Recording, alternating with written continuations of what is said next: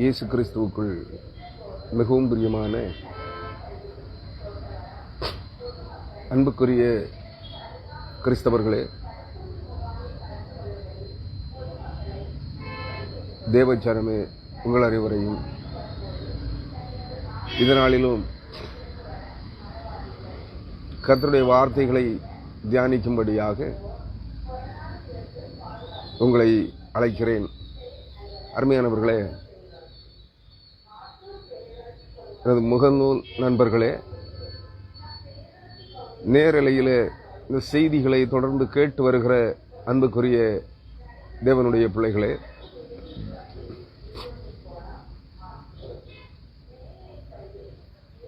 தங்களுக்கு நேரம் கிடைக்கிற வேளைகளிலே இந்த செய்திகளை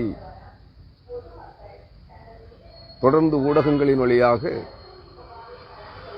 கேட்டுக்கொண்டிருக்கிறவர்களே, சில பகுதிகளை கேட்டவுடனே மாத்திரத்திலே ஓடிவிடுகிறவர்களே, உங்கள் அனைவரையும் இன்னும் ஆண்டவராகிய இயேசு கிறிஸ்துவை குறித்தும் அவருடைய வார்த்தைகள் அடங்கிய வேதாகமத்தின் வசனங்களை குறித்தும் அறிந்து கொள்ள வேண்டும் என்று விரும்புகிற அன்புக்குரிய சகல மக்களினங்களையும் சகல சமயங்களையும் மதங்களையும் சார்ந்த ஜனங்களே, அனைவரும் தேவனுடைய பிள்ளைகளே என்பதிலே மாற்று கருத்துக்கு இடமில்லை.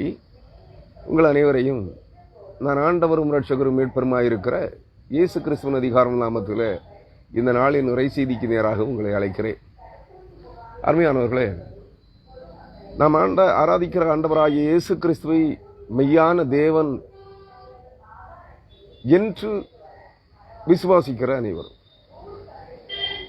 அவரே ஆதி முதல் இருக்கிறவராகவே இருக்கிறவரும் அவரே,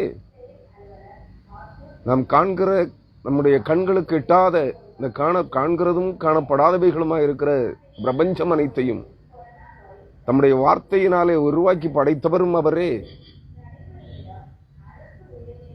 அவைகளுக்கேற்ற இடங்களை, சுற்றுவட்ட பாதைகளை நிர்ணயம் பண்ணி, நீ இன்ன இன்ன நிலைகளிலே பிரபஞ்சத்திலே நின்று பிரபஞ்சத்தை சுற்றி ஓடி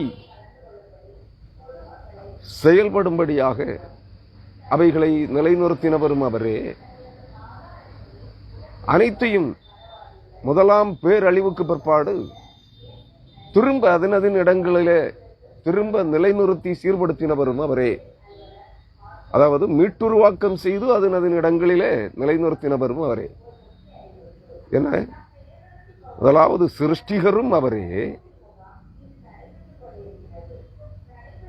ஆவி உலக யுத்தத்திலே முழுவதும் சீரழிந்து சின்னாபின்னமாகி போன பிரபஞ்சத்தை, இந்த பூமியை, சமுத்திரத்தை திரும்ப அதன் இடங்களிலே சீர்படுத்தி நிலைநிறுத்தினவரும் அவரே. மீட்டுருவாக்கம் செய்து சீர்படுத்தி நிலைநிறுத்தினவரும் அவரே.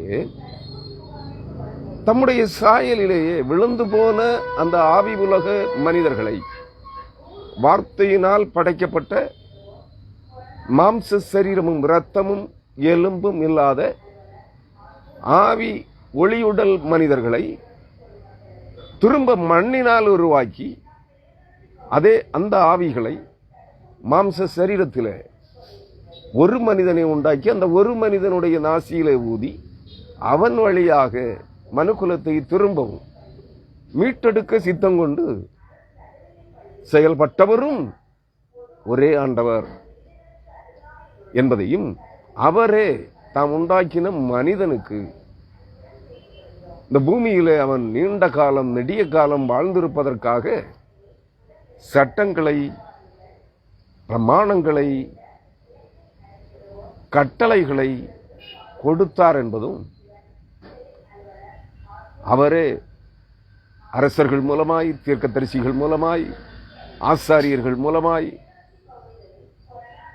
அநேக தீர்க்க தரிசனங்களை கூறி உரைத்தார் என்பதும், அந்த வார்த்தையானவரே கூறி உரைத்த ஆண்டவரே மனிதனாகவும் இந்த பூமியிலே வந்தார். அவர் இருக்கிறவராகவே இருக்கிற நிலையில் இருந்து கொண்டே மனிதனாக பூமியிலே தம்முடைய வார்த்தைகளை மனிதனா மனு உருவாக்கம் செய்து மனிதனாக பூமியிலே வந்தார் என்பதும், அவரே மனுக்குலத்தின் ஆன்மீக ரட்சிப்புக்காக, ஆத்ம விடுதலைக்காக கல்வாரி சிலுவையிலே பாடுபட்டு ரத்தம் சிந்தினார், மரித்தார், உயிரோடு எழுந்தார், தாம் முன்பு இருந்த இடத்திற்கு ஏறி சென்றார் என்பதும், இன்னும் அவர் வருகிறார். அவர் தாம் உண்டாக்கின மனிதர்கள் பாவத்தின் படியிலிருந்து, மாயையின் கட்டுகளிலிருந்து, சாபத்தின் படியிலிருந்து, சிறையிருப்புகளிலிருந்து அவர்களை மீட்டு விடுதலையாக்கி திரும்பவும் தம்மோடு சேர்த்துக் கொள்ளும்படியாக வரப்போகிறார் ஆவியானவராக என்பதையும் விசுவாசிக்கிற அன்புக்குரிய தேவ ஜனங்களே, இருந்தவரும் இருக்கிறவரும் வந்தவரும் இனி வருகிறவரும் ஆகிய இவர் ஒருவரே என்று விசுவாசிக்கிற, அவரே ஆண்டவராகிய இயேசு கிறிஸ்து என்று விசுவாசிக்கிற தேவனுடைய ஜனங்களே, உங்கள் அனைவரையும் நான் இந்த நாளிலே மனதார முழு உள்ளத்தோடு இந்த நாளின் செய்திக்கு நேராக உங்களை அழைக்கிறேன். கர்த்தருடைய சமாதானம் இந்த விசுவாசத்திலே ஊன்ற கட்டப்படுகிற ஆண்டவராகிய இயேசு கிறிஸ்துவை அடிச்சுவடுகளை பின்பற்றி நடக்க விரும்புகிற அனைத்து இறைமக்களுக்கும் அவருடைய சமாதானம் சொந்தமாகட்டும் என்று வாழ்த்துகிறேன். ஆசீர்வாதம் அல்ல, வாழ்த்து. பிளஸிங்ஸ் என்கிற அந்த வார்த்தைக்கு இரண்டு விதமான மொழிபெயர்ப்புகள் இருக்கிறது. ஒன்று, பிளஸிங் என்றால் வாழ்த்து, வாழ்த்துக்கள். அதை ஆசீர்வாதம் என்று சொல்லிக் கொள்கிறார்கள். உங்களை ஆசீர்வதிப்பதற்கு நான் ஒன்றும் உங்களை பார்க்கலும் உயர்ந்தவன் அல்ல. சிறியவன் பெரியவனாலே ஆசீர்வதிக்கப்படுவான். சிறியவன் பெரியவனாலே அபிஷேகிக்கப்படுவான். ஆனால் சமநிலையில் உள்ள மனிதர்கள் எவரும் எவரையும் ஆசீர்வதிப்பதற்கோ அபிஷேகிப்பதற்கோ தக்கவர்கள் அல்ல என்பதை நீங்கள் தெளிவாக புரிந்து கொள்ள வேண்டும். சமநிலையில் உள்ள சக மனிதர்கள் ஒருவரை ஒருவர் மாறி மாறி ஆசீர்வதிப்பதற்கோ அபிஷேகம் பண்ணுவதற்கோ தகுதியானவர்கள் அல்ல, இல்லை என்பதை நன்றாக நீங்கள் புரிந்திருக்க வேண்டும். சக மனிதர்களை வாழ்த்துகிறதற்கு அதிகாரம் உள்ளவர்கள், அனுமதி பெற்றவர்கள். ஆகவே நான் உங்களை ஆசீர்வதிக்கவில்லை, உங்களை அபிஷேகிக்கவில்லை, உங்களை வாழ்த்துகிறேன் இயேசு கிறிஸ்துவின் நாமத்தில். கிறிஸ்துவின் சமாதானத்தை சொந்தமாக்கிக் கொள்ள நீங்கள் கிறிஸ்துவின் அடிச்சுவடுகளை பின்பற்றுங்கள் என்று அழைக்கிறேன். அப்பொழுது கிறிஸ்துவின் அடிச்சுவடுகள் என்றால் கல்வாரி சிலுவையிலே அவர் நம்முடைய பாவங்களை சுமந்து அவர் நடந்த பாதை, அந்த சிலுவை சுமந்து கொண்டு அவர் நடந்த அந்த பாதையை, அந்த பாடுகளின் பாதையை, அடிச்சுவடுகளை, ரத்தம் சிந்தின, தனக்காக அல்ல, தான் உண்டாக்கின மனிதருடைய ஆத்ம ரட்சிப்புக்காக காயப்பட்டு ரத்தம் சிந்தி மரித்து சிலுவையிலே கழுமரத்திலே ஆணிகளால் அடிக்கப்பட்டு ரத்தம் சிந்தி ஈட்டியால் குத்தப்பட்டு மரித்து உயிரோடு எழுந்த ஆண்டவராகிய இயேசு கிறிஸ்துவின் அடிச்சுவடுகளை பின்பற்றி நடக்க விரும்புகிற அனைத்து கிறிஸ்தவர்களும், அனைத்து ஜாதிகளை சார்ந்தவர்களும், 4600 முதல் 7000 வரையான ஜாதிகளை சார்ந்தவர்களும், இந்த மொத்த ஜாதிகளும் ஆதியிலே சொல்லப்பட்ட 18 ஜாதிகளுக்குள்ளே, இந்த 4600 முதல் 7000 வரையான மொழிகளும் ஆதியிலே சொல்லப்பட்ட 18 மொழிகளுக்குள்ளே அடங்கி போகிறது என்பதை புரிந்து கொள்ளுங்கள். 18 மொழி பேசும் 18 தேசங்களை சார்ந்த 18 இன ஜாதி மக்கள், அவைகளுக்குள்ளே இன்றைக்கு இருக்கிற உலகளாவிய 4600 முதல் 7000 வரையான மொழிகளிலும் ஜாதிகளிலும் பங்கெடுத்திருக்கிற அனைத்து ஜனங்களும் தேவனுடையவர்களே, ஆதாமின் வழிமரபை சார்ந்தவர்களே. அனைவருக்கும் தேவன் வாக்கருளை இருக்கிறார், கடைசி நாட்களில நான் உங்கள் சிறையிருப்பை மாற்றுவேன். எந்த சிறையிருப்பு? உங்கள் ஜாதிய கட்டுகள், மொழிவாரி பாசை பிரிவினையின் கட்டுகள். நன்றாக புரிந்து கொள்ளுங்கள். ஒன்று இனவாரியாக ஜாதிய அடிமைத்தனங்களிலே கட்டப்பட்டிருக்கிற கட்டுகள். இரண்டாவது பாசை மொழிவாரியாக பாசை பிரிவினை கட்டுகள், தேசங்களின் பிரிவினைகளின் கட்டுகள். இவைகள் சார்ந்து வந்த சாபங்களின் கட்டுகள். நம்முடைய பழக்க வழக்கங்களின் நிமித்தம் நாம் பொய்யை நம்பி மாயை என்கிற பிசாசை பின்பற்றி இல்லாத ஒன்றை இருக்கிறது என்று நம்பி அதை சார்ந்து கொண்டு மாயையை பின்பற்றி போன அந்த மாயையின் அடிமைத்தனங்கள். இவைகள் அனைத்திலும் இருந்து, இந்த சிறையிருப்புகளின் அடிமைத்தனங்களிலிருந்து இன்னும் மாம்சீக பாவ இச்சைகள், மனதின் ஆசை இச்சைகளின் அடிமைத்தனத்திலிருந்து மீட்டு விடுதலையாக்குவேன் என்று சொல்லியிருக்கிறார். இது அனைவரையும், ஒரு ஜாதி அல்ல, இஸ்ரவேலர்களுக்கு மட்டுமானது அல்ல, யூதர்களுக்கு மட்டுமானது அல்ல என்பதை நீங்கள் நன்றாக புரிந்து கொள்ள வேண்டும். இந்த சத்தியங்களை விரும்புகிற, கேட்கிற, விசுவசிக்கிற, கிறிஸ்துவன் அடிச்சுவடுகளை பின்பற்றி நடக்கிற எனக்கும், நான் எந்த ஜாதியை சார்ந்தவனாக இருந்தாலும் எனக்கும் ஆத்தும ரட்சிப்பு உண்டு, எனக்கும் மீட்பு உண்டு என்று விசுவாசிக்கிற அன்பு தேவனுடைய பிள்ளைகள் அனைவருக்கும் இந்த வாழ்த்து சொந்தமானதே. நன்றாக புரிந்து கொள்ளுங்கள் அருமையானவர்களே. இந்த வாழ்த்துக்கள் அனைத்து கிறிஸ்தவர்களுக்கும், அனைத்து இன மக்களுக்கும் சொந்தமாக்கப்படுகிறது என்பதை அறிந்திருங்கள்.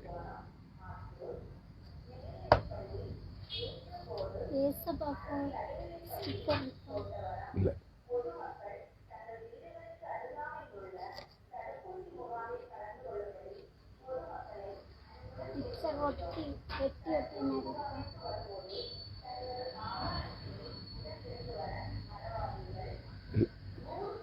Jesus picture. அருமையானவர்களே, அனைத்து இன மக்களுக்கும் கிறிஸ்து சொந்தமானவர் என்பதை நீங்கள் அறிந்து உணர்ந்திருங்கள். இன்றைய நாளின் செய்திக்கு நேராக நான் உங்களை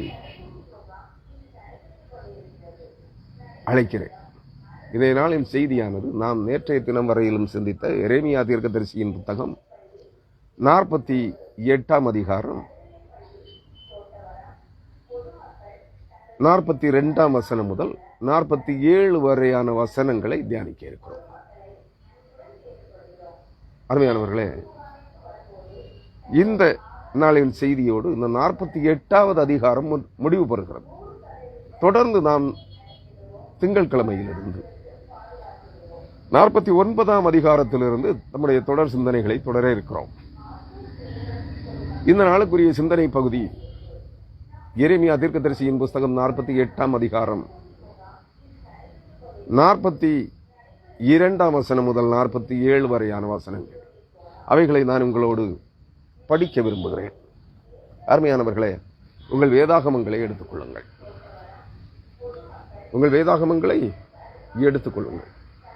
எரேமியா தீர்க்கதரிசியின் புத்தகம் 48ஆம் அதிகாரத்திற்கு நேராக கடந்து வாருங்கள். அதன் பிற்பகுதியாகிய 42ஆம் வசனம் முதல் 47ஆம் வசனங்களை நான் உங்களோடு படிக்க விரும்புகிறேன். நீங்களும் உங்கள் வேதாகமங்களை திறந்து அந்த வேத பகுதியை படியுங்கள்.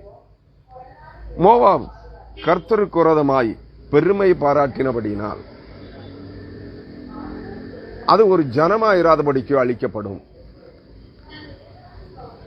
மோவாப் தேசத்தின் குடியானவனே, திகிலும் படுகுழியும் கண்ணியும் உன்மேல் வரும் என்று கர்த்தர் சொல்லுகிறார். திகிலுக்கு விலக ஓடுகிறவன் படுகுழியிலே விழுவான், படுகுழியிலிருந்து ஏறுகிறவனோ கண்ணியிலே பிடிபடுவான். அவர்கள் விசாரிக்கப்படும் வருஷத்தை அதன் மேல், அதாவது மோவாபின் மேல் வரப்பண்ணுவேன் என்று கர்த்தர் சொல்லுகிறார். வல்லடிக்கு தப்ப ஓடிப்போகிறவர்கள் எஸ்போனின் நிழலில் தரித்து நின்றார்கள். ஆனாலும் நெருப்பு எஸ்போனிலும் அக்னி ஜுவாலை சீகோனின் நடுவிலும் இருந்து புறப்பட்டு மோவாப் தேசத்தின் எல்லைகளையும் கலகம் செய்கிறவர்களின் உச்சந்தலையையும் பட்சிக்கும். மோவாபே உனக்கு ஐயோ, கேமோஸ் விக்கிரகத்தை அடுத்த ஜனம் அழியும். உன் குமாரரும் சிறைபிடிக்கப்படுகிறார்கள், உன் குமாரத்திகளும் சிறைபிடிக்கப்பட்டு போகிறார்கள். ஆனாலும் கடைசி நாட்களில் மோவாபின் சிறையிருப்பை திருப்புவேன் என்று கர்த்தர் சொல்லுகிறார். மோவாபின் மேல் வரும் நியாய தீர்ப்பின் செய்தி இத்தோடே முடிந்தது. ஆனாலும் கடைசி நாட்களிலே மோவாபின் சிறையிருப்பை திருப்புவேன் என்று கர்த்தர் சொல்கிறார். மோவாபின் மேல் வரும் நியாய தீர்ப்பின் செய்தி இத்தோடே முடிந்தது என்பவைகளே. ஒரு நிமிடம் நமது கண்களை மூடி நாம் இந்த நாளின் சிந்தனை செய்திக்காக கர்த்தருடைய சமூகத்தில் ஜெபிப்போம். ஜெபம். பிதா, குமாரன், பரிசுத்த ஆவியனும் 3 வெவ்வேறுபட்ட நிலைகளிலே தம்மை எங்களுக்கு வெளிப்படுத்தி காண்பித்திருக்கிற அன்பு நிறைந்த கடவுளே, இருக்கிறவராகவே இருக்கிறேன் என்று திருவிழம் பெற்றுகிறார். மாற்றமில்லாதவரும் மாறுபாடு இல்லாதவரும் மாறுதலுக்குட்படாதவருமாய் இருந்து கொண்டே தம்மிலிருந்து எல்லாவற்றையும் மாறுதலுக்குட்படுத்தி புதுப்பித்துக் கொண்டிருக்கிற எங்கள் அன்பு நிறைந்த ஆண்டவரே, உம்மிடத்தில் இருந்த வார்த்தையானவரா, நீர் இருக்கிறவராகவே இருக்கிற நிலையில் இருந்து கொண்டே உம்மிடத்தில் இருந்த வார்த்தையை மனித குமாரனாக மரியாளின் வயிற்றிலே பரிசுத்த ஆவியானவர் மூலமாய் மாற்றுருவாக்கம் செய்தீர். அந்த மனித குமாரனாய இயேசு கிறிஸ்துவின் மூலமாய் எங்களுடைய ஆத்தும ரட்சிப்பை, விடுதலையை உறுதி செய்திருக்கிறீர் ஆண்டவரே. இந்த கல்வாரி சிலுவையில ஆண்டவராகிய இயேசு கிறிஸ்துவின் மூலமாய், வார்த்தையானவராகிய கிறிஸ்துவின் இரத்தத்தினால் எங்களுக்கு கையளிக்கப்பட்ட அந்த ஆத்தும ரட்சிப்பின் விடுதலையை வாக்குத்தத்தம் பண்ணப்பட்ட பரிசுத்தாவியானவராகிய தேற்றரவாளனாய் என்று அவைகளை நாங்கள் சொந்தமாக்கிக் கொள்ள எங்களுக்கு உதவி செய்கிறார் என்பதை இந்த கடவுளே, நீர் ஒரு நாளிலே பணிகளை முடித்து, மீட்பின் பணியை முடித்து, நீர் இருக்கிறவராகவே இருக்கிற நிலையிலேயே ஆண்டவராகிய இயேசு கிறிஸ்துவும் பரிசுத்தாவியானவராகிய தேவனும் இணைந்து ஒரே கடவுளாய், மகா பரிசுத்தம் நிறைந்தவராய் எங்களுக்கு முன்பாக தோன்றப் போகிறீர் என்பதை நாங்கள் விசுவசிக்கிறோம். உம்மை இந்த நாட்களிலே நாங்கள் 3 நிலைகளிலே ஆராதித்தாலும் நீர் ஒருவரே என்பதை அறிந்து, ஒருவராயிருக்கிற ஜீவனுள்ள தேவனை நாங்கள் முகமுகமாய் கண்ணாடியிலே பார்க்கிற விதமாய் அல்ல, நாங்கள் ஆத்தும ரட்சிப்பை பெற்று மறுபடி பிறந்தவர்களாய் மறுரூபத்தின் சாயலை தரித்துக் கொண்டு நீர் இருக்கிற வண்ணமாகவே நாங்களும் மாற்றப்படுகின்ற போது உம்மையின் நாங்கள் முகமுகமாய் தரிசிப்போம் என்கிற நம்பிக்கையோடு இந்த நாளுக்குரிய சத்திய வசனங்களை தியானிக்கும்படியாக எங்களை ஆயத்தப்படுத்துகிறோம்.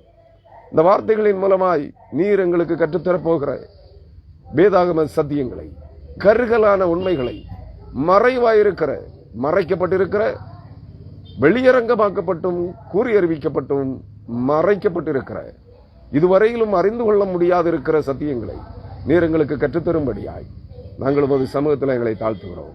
தூய ஆவியானவர் எங்களோடு இடைபடும் ஆண்டவர், பேசுகிற அடிமையோடும் இந்த செய்திகளை கேட்கிற உம்முடைய பிள்ளைகள் அனைவரோடும் வாக்குத்தத்தம் பண்ணப்பட்ட பரிசுத்த ஆவியானவர் ஆகிய தேவன், சத்திய ஆவியானவர் என்ற நிலையில் எங்களோடு இருக்கும் சத்திய ஆவியானவராய் எங்களுக்குள் வந்து எங்களுக்கு இவைகளை தெளிவுபடுத்தும்படியாய் எங்கள் ஆண்டவரும் இரட்சகரும் மீட்பருமாயிருக்கிற இயேசு கிறிஸ்துவின் வழியாக ஜெபிக்கிறோம்.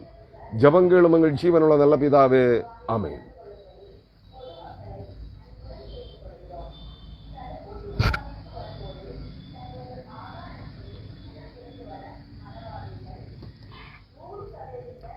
அருமையான அன்புக்குரிய நண்பர்களே, பெற்றோர்களே, பெரியோர்களே, ஊழியக்காரர்களே, விசுவாசிகளே, சகோதர சகோதரிகளே, பிள்ளைகளே, உங்கள் அனைவரையும் நான் மீண்டும் ஒரு முறை ஆண்டவராய் இயேசு கிறிஸ்துவின் அதிகாரமுள்ள நாமத்திலே வாழ்த்தி வரவேற்கிறேன். இயேசு கிறிஸ்துவின் சமாதானம் உங்களுக்கு சொந்தமாகட்டும் என்று வாழ்த்துகிறேன். செய்திக்குள் கடந்து வருவோம். இன்றைய செய்தியினுடைய தலையங்கமாக நான் தெரிவு செய்திருக்கிற வேதவசனம் கடைசி 48ஆம் அதிகாரம் 47ஆம் வசனத்தினுடைய சில பகுதியை நான் உங்களுக்கு இந்த செய்தியின் தலையங்கமாக எடுத்துக்கொண்டிருக்கிறேன். 199 தியான செய்தியின் தலையங்கம், கடைசி நாட்களில் மோவாபின் சிறையிருப்பை திருப்புவேன் என்று கர்த்தர் சொல்லுகிறார். இவ்வளவுதான். கடைசி நாட்களில் மோவாபின் சிறையிருப்பை திருப்புவேன். இது அவர்களுக்கு மட்டுமானது அல்ல என்பதை புரிந்து கொள்ள வேண்டும். மோவாப் என்கிற தேசம் இன்று அந்த பகுதி அரபு தேசங்களை சார்ந்த முஸ்லிம் இஸ்லாமிய நாடுகளில் ஒன்றாக இருக்கிறது. அங்கே இருந்த மோவாபியர்கள், லோத்தின் புத்திரர் எனப்பட்ட இந்த மோவாபியர்கள் எங்கே இல்லை? அரபு நாடுகளிலோ மத்திய கிழக்காசியாவிலோ இல்லை. அவர்கள் அனைவரும் இந்திய தேசத்திலே இருக்கிறார்கள். மற்றும் உள்ள பூமியின் சகல தேசங்களிலும் வேறு பல ஜாதிய பெயர்களோடு அடையாளங்களோடு வாழ்ந்து கொண்டிருக்கிறார்கள். மோவாபியர்கள் என்ற பெயரிலே இல்லை. நன்றாக நீங்கள் அதை புரிந்து கொள்ள வேண்டும். இந்திய தேசத்திலும் அவர்கள் மோவாபியர்கள் அல்லது அம்மோனியர்கள் என்கிற பெயரிலே இல்லை. எந்த ஜாதியும் மத்திய கிழக்காசியாவிலே இருந்து பல்வேறு நாடுகளிலே சிதறடிக்கப்பட்டு இந்தியா வரையிலும் குடியேறி இருக்கிற பூமியின் கீழ் எல்லையாகிய பூமியின் கீழ் எல்லையின் நாடாகிய இந்தியாவிலும் கூட அவர்கள் அந்த பெயர்களிலே இல்லை. இந்த மோவாபியர்களும் அம்மோனியர்களும் ஆகிய லோத்தின் புத்திரர்கள் பல்வேறு ஜாதிகளிலே சிதறியிருக்கிறார்கள். இந்த செய்தியை நீங்கள் கேட்கிற போது அவர்கள் யார் என்பதை உங்களுக்கு புரியும். நன்றாக புரிந்து கொள்ளுங்கள். சில அடையாளங்களை நான் உங்களுக்கு முந்தின செய்திகளிலே சொல்லியிருக்கிறேன். இந்திய தேசத்தில சில பகுதிகளை ஆண்டு கொண்டிருந்த கிளை சாளுக்கியர்கள், மேலை சாளுக்கியர்கள், விஜயநகரத்து மன்னர்கள், காகதியர்கள், காலகேயர்கள், இப்படிப்பட்ட கிளை கங்கர்கள், மேலை கங்கர்கள், இப்படிப்பட்ட பல்வேறு ஜாதிகளை சார்ந்தவர்கள் இன்றைய எல்லா பகுதிகளிலும் இருக்கிறார்கள். இந்த ஜனக்கூட்டம் இந்தியா முழுவதும் பரவி இருக்கிறார்கள். ஆனாலும் அதிகமாக ஆந்திர பிரதேசத்திலும் தெலுங்கானா மாநிலத்திலும், ஆந்திரா, தெலுங்கானா, கர்நாடகா,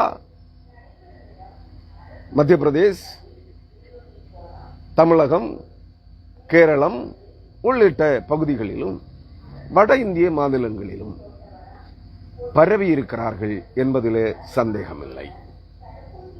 அந்த இன மக்கள் யார் என்பதை நீங்கள் பிற்பாடு செய்தியின் வழியாக, செய்தியிலே வருகிற தகவல்களின் அடையாளத்தை கொண்டு நீங்கள் இனம் கண்டுகொள்ளலாம். அவருடைய பண்பியல்புகள், அவருடைய வழிபாட்டு முறைகளை வைத்து நீங்கள் அடையாளம் கண்டுகொள்ளலாம் என்று உங்களுக்கு சுட்டிக்காட்டி இந்த செய்திக்கு நேராக வருகிறேன். இவர்கள் அனைவரும் யார்? ஆபிரகாமின் தகப்பன் தேராகுவினுடைய மூத்த மகன் அல்லது இளைய மகன், ஆபிரகாமுக்கு சகோதரன், அவனுடைய நாகோர் என்று நினைக்கிறேன். நாகோரின் மகனா அல்லது வேறு யாரா என்று தெரியவில்லை, பேர் மறந்து விட்டேன்.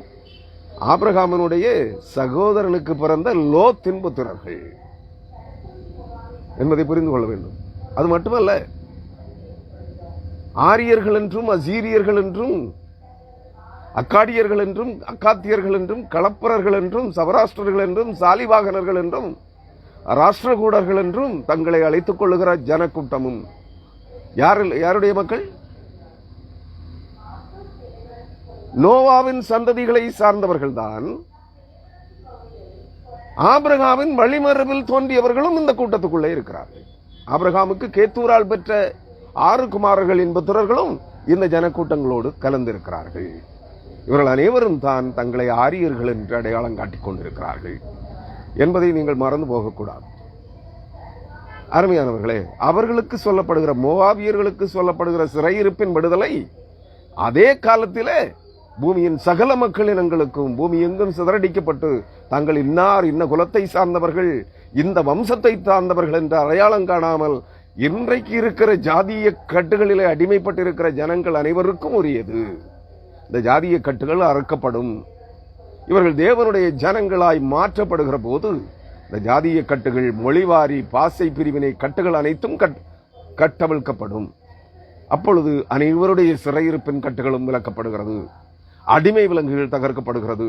அதுவரையிலும் நீங்கள் சிரிப்பு நடிகர்களைப் போல கோமாளி கூட்டங்காய் ஜாதியை குறித்து பேசிக் கொண்டிருக்கிற பிரசங்கியார்களை பின்பற்றினாலும் இந்த கட்டுகள் அறுக்கப்படாது. அவர்கள் சற்று 1 மணி நேரம் அல்லது 1.5 மணி நேரம் உங்களை சிரிக்க வைப்பார்கள். கோமாளி கிறிஸ்தவர்கள் ஜாதிய கட்டுகளை குறித்து தங்கள் உள்ளத்திலே இருக்கிற ஜாதிய காழ்ப்புணர்ச்சிகளை அங்கே வாரி இறைக்கிற கோமாளி கிறிஸ்தவர்கள் தோன்றியிருக்கிறார்கள்.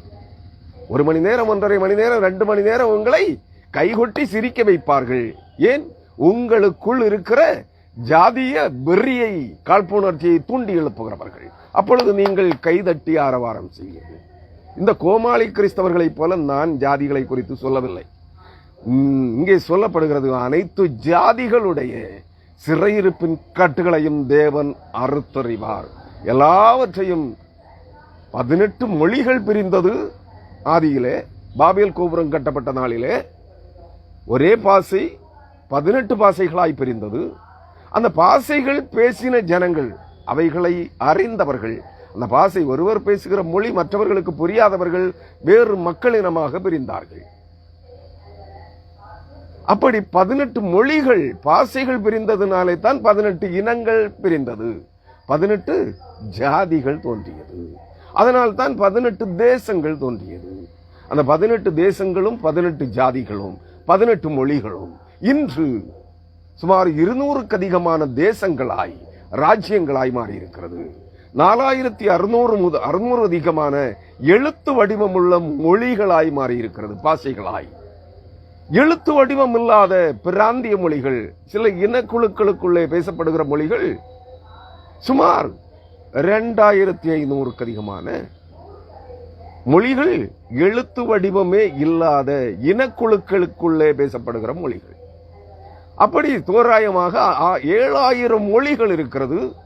7000 இனக்குழுக்கள் இந்த பூமியிலே இருக்கிறது, ஜாதிகள். நன்றாக புரிந்து கொள்ளுங்கள் அருமையானவர்களே. ஒரு ஜாதிக்குள்ளே பல்வேறு இனக்குழுக்கள் இருக்கிறது. இதை நீங்கள் முதலாவது புரிந்து கொள்ள வேண்டும். ஒவ்வொரு இனக்குழுவும் சொல்லுகிறது, நான் இந்திய ஜாதியை சார்ந்தவன் அல்ல. இந்திய தேசத்திலே தலித் மக்கள் பிரிவினர் என்று அடக்கி ஒடுக்கப்பட்டிருக்கிற அந்த ஜனங்கள் கொந்தளித்துக் கொண்டிருக்கிறார்கள். உங்களுக்கு தான் தெரியுமே, நாங்கள் இந்த ஜாதியை சார்ந்தவர்கள் அல்ல.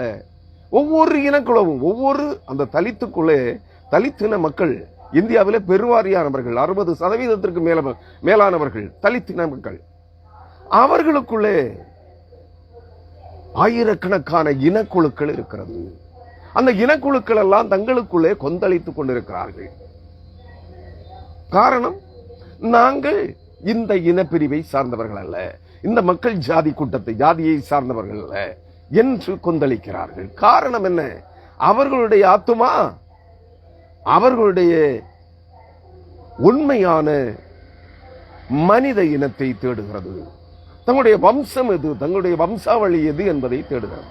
இதை உங்களுக்கு காண்பிப்பதுதான் வேதவசனங்களின் வழியாக என்னுடைய வேலை. ஜாதியை சுட்டிக்காட்டி பிரிவினை உண்டு பண்ணுவதல்ல. நீ உன்னுடைய வம்சாவளி, நீ எந்த வழிமரபில் தோன்றினவன், நீ யாருடைய வித்து? ஆதாமின் வழிமரபில் தோன்றினவர்களே. ஆனால் நோவாவின் பிள்ளைகள் 3 பேருடைய வம்ச வழிமரபிலே வந்தவர்கள் தான். ஆனால் நீ எந்த இனக்குழுவை சார்ந்தவன் என்பதை கண்டுகொள்ள வேண்டும். உன்னுடைய வேர் எது? ஆணி வேர் எது? நீ கிறிஸ்தவ விசுவாசத்திற்குள்ளே வருகிறாய் என்றால் உன் ஜாதிய கட்டுகளோடு வராதே. ஜாதிய கட்டுகளை உதறி தள்ளிவிட்டு வா. விசுவாசிகளின் தகப்பனாகிய ஆபிரகாமை பின்பற்று என்பதை புரிந்து கொள். ஆபிரகாம் கல்தேயா தேசத்திலே ஊர் என்கிற பகுதியில் இருந்து தான், ஊரில் இருந்து தான் தெரிந்து கொள்ளப்பட்டான், வேறுபிரிக்கப்பட்டான். இன்று நீ எந்த ஜாதிக்குள்ளே இருந்தாலும் ஆபிரகாம், விசுவாசிகளின் தகப்பனாகிய ஆபிரகாமை பின்தொடர்ந்து நீ கிறிஸ்துவ ரத்தத்தின் வழியாக தேவனுடைய பிள்ளையாய், தேவ ஜனமாய், கிறிஸ்துவின் சகோதர சகோதரியாய், ஜீவனுள்ள தேவனுடைய பிள்ளைகளாய் தெரிந்து கொள்ளப்பட்டிருக்கிறாய், அழைக்கப்பட்டிருக்கிறாய் என்பதை விசுவாசி.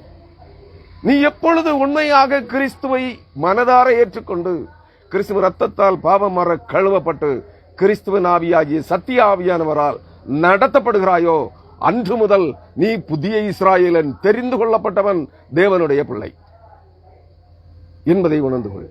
நீ யாரல்ல, நீ தலித் அல்ல, நீ ஆரியன் அல்ல, நீ திராவிடன் அல்ல, சந்திர வம்சத்தவன் அல்ல, அல்லது இந்த பூமியில் இருக்கிற எந்த ஜாதியை சார்ந்தவனும் அல்ல. நீ தேவன் கிறிஸ்துவின் ரத்தத்தால் மீட்டெடுக்கப்பட்டிருக்கிறாய். வார்த்தையானவராகிய கிறிஸ்து உனக்குள் இருக்கிறார். சத்திய வசனங்களாய் வார்த்தையானவராகிய கிறிஸ்துவின் ரத்தத்தால் கழுவப்பட்டிருக்கிறாய். நீ கிறிஸ்துவின் ஆவிக்கு சொந்தக்காரனாய் இருக்கிறாய். கிறிஸ்துவின் ஆவியால் நடத்தப்படுகிறாய். அப்பொழுதே நீ ஜீவனுள்ள தேவனுடைய பிள்ளை. நீ தேவனுடைய பிள்ளையாய், தேவனுடைய மகளாய், தேவனுடைய மகனாய் தெரிந்து கொள்ளப்பட்டவன் என்பதை உணர்ந்து கொள். உன்னை சிரிக்க வைப்பது என்னுடைய வேலை அல்ல. உன்னை கைதட்டி ஆரவாரம் செய்ய சொல்வது என்னுடைய வேலை அல்ல. உன்னை அல்லேலியா ஸ்தோத்திரம் பிரைஸ்தலாடு சொல்லி கூப்பாடு போடு வைப்பது என்னுடைய வேலை அல்ல.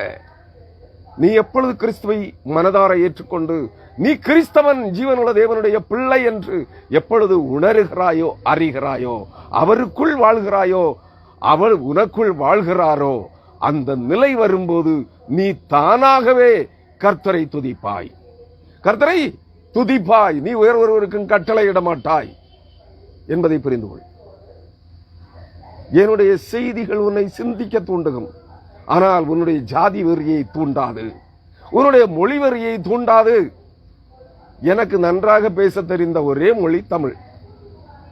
நன்றாக புரிந்து கொள்ளுங்கள். நான் வேறு எந்த மொழியும் ஆங்கிலத்தில் சில வார்த்தைகளை இரண்டாக யோசித்து ஒரு பேராகிராஃபை ஆங்கிலத்தில் எழுதணும்னா 1 மணி நேரம் எடுப்பேன். அதில் கிராமர் மிஸ்டேக் இருக்கிறதா என்பதை யோசித்து யோசித்து மொழிபெயர்த்து ஆங்கிலத்திலே மொழிபெயர்ப்பேன். ஒருவேளை நீங்கள் பார்த்திருப்பீர்கள், என்னுடைய செய்திகளை பார்க்கிறவர்கள். முதலாவது தமிழிலே அந்த செய்தியை பதிவிடுவேன். பிற்பாடு 1 மணி நேரம் 2 மணி நேரம் கழித்து அந்த பகுதியை ஆங்கிலத்திலே மொழிபெயர்த்து அதோடு இணைத்திருப்பேன். நன்றாக புரிந்து கொள்ளுங்கள். எனக்கு நன்றாக எழுதவும் பேசவும் தெரிந்த ஒரே பாசை தமிழ். அதனால் மற்ற பாசைகளை வெறுக்கிறேன் என்று எண்ணிக்கொள்ளாதீர்கள். சில வேளைகளிலே பாசைகளை குறித்து, சமஸ்கிருதத்தை குறித்து சில பதிவுகளை போடுவேன். ஏன்? அது தமிழுக்கும் எபிரேய மொழி அல்லது அரமேய மொழிக்கும் இணைப்பு மொழியாக உருவாக்கப்பட்டது யூதர்களால். அதை இன்றைய சங்கிகளின் கூட்டம் எங்கள் தெய்வ பாசை என்கிறார்கள். இல்லை, அந்த சமஸ்கிருத இன்றைக்கு சமஸ்கிருதம் மொழிக்கு மேக்சிமம் மிஞ்சி போனால் 2500 வருடங்களே அதனுடைய ஆயுள்.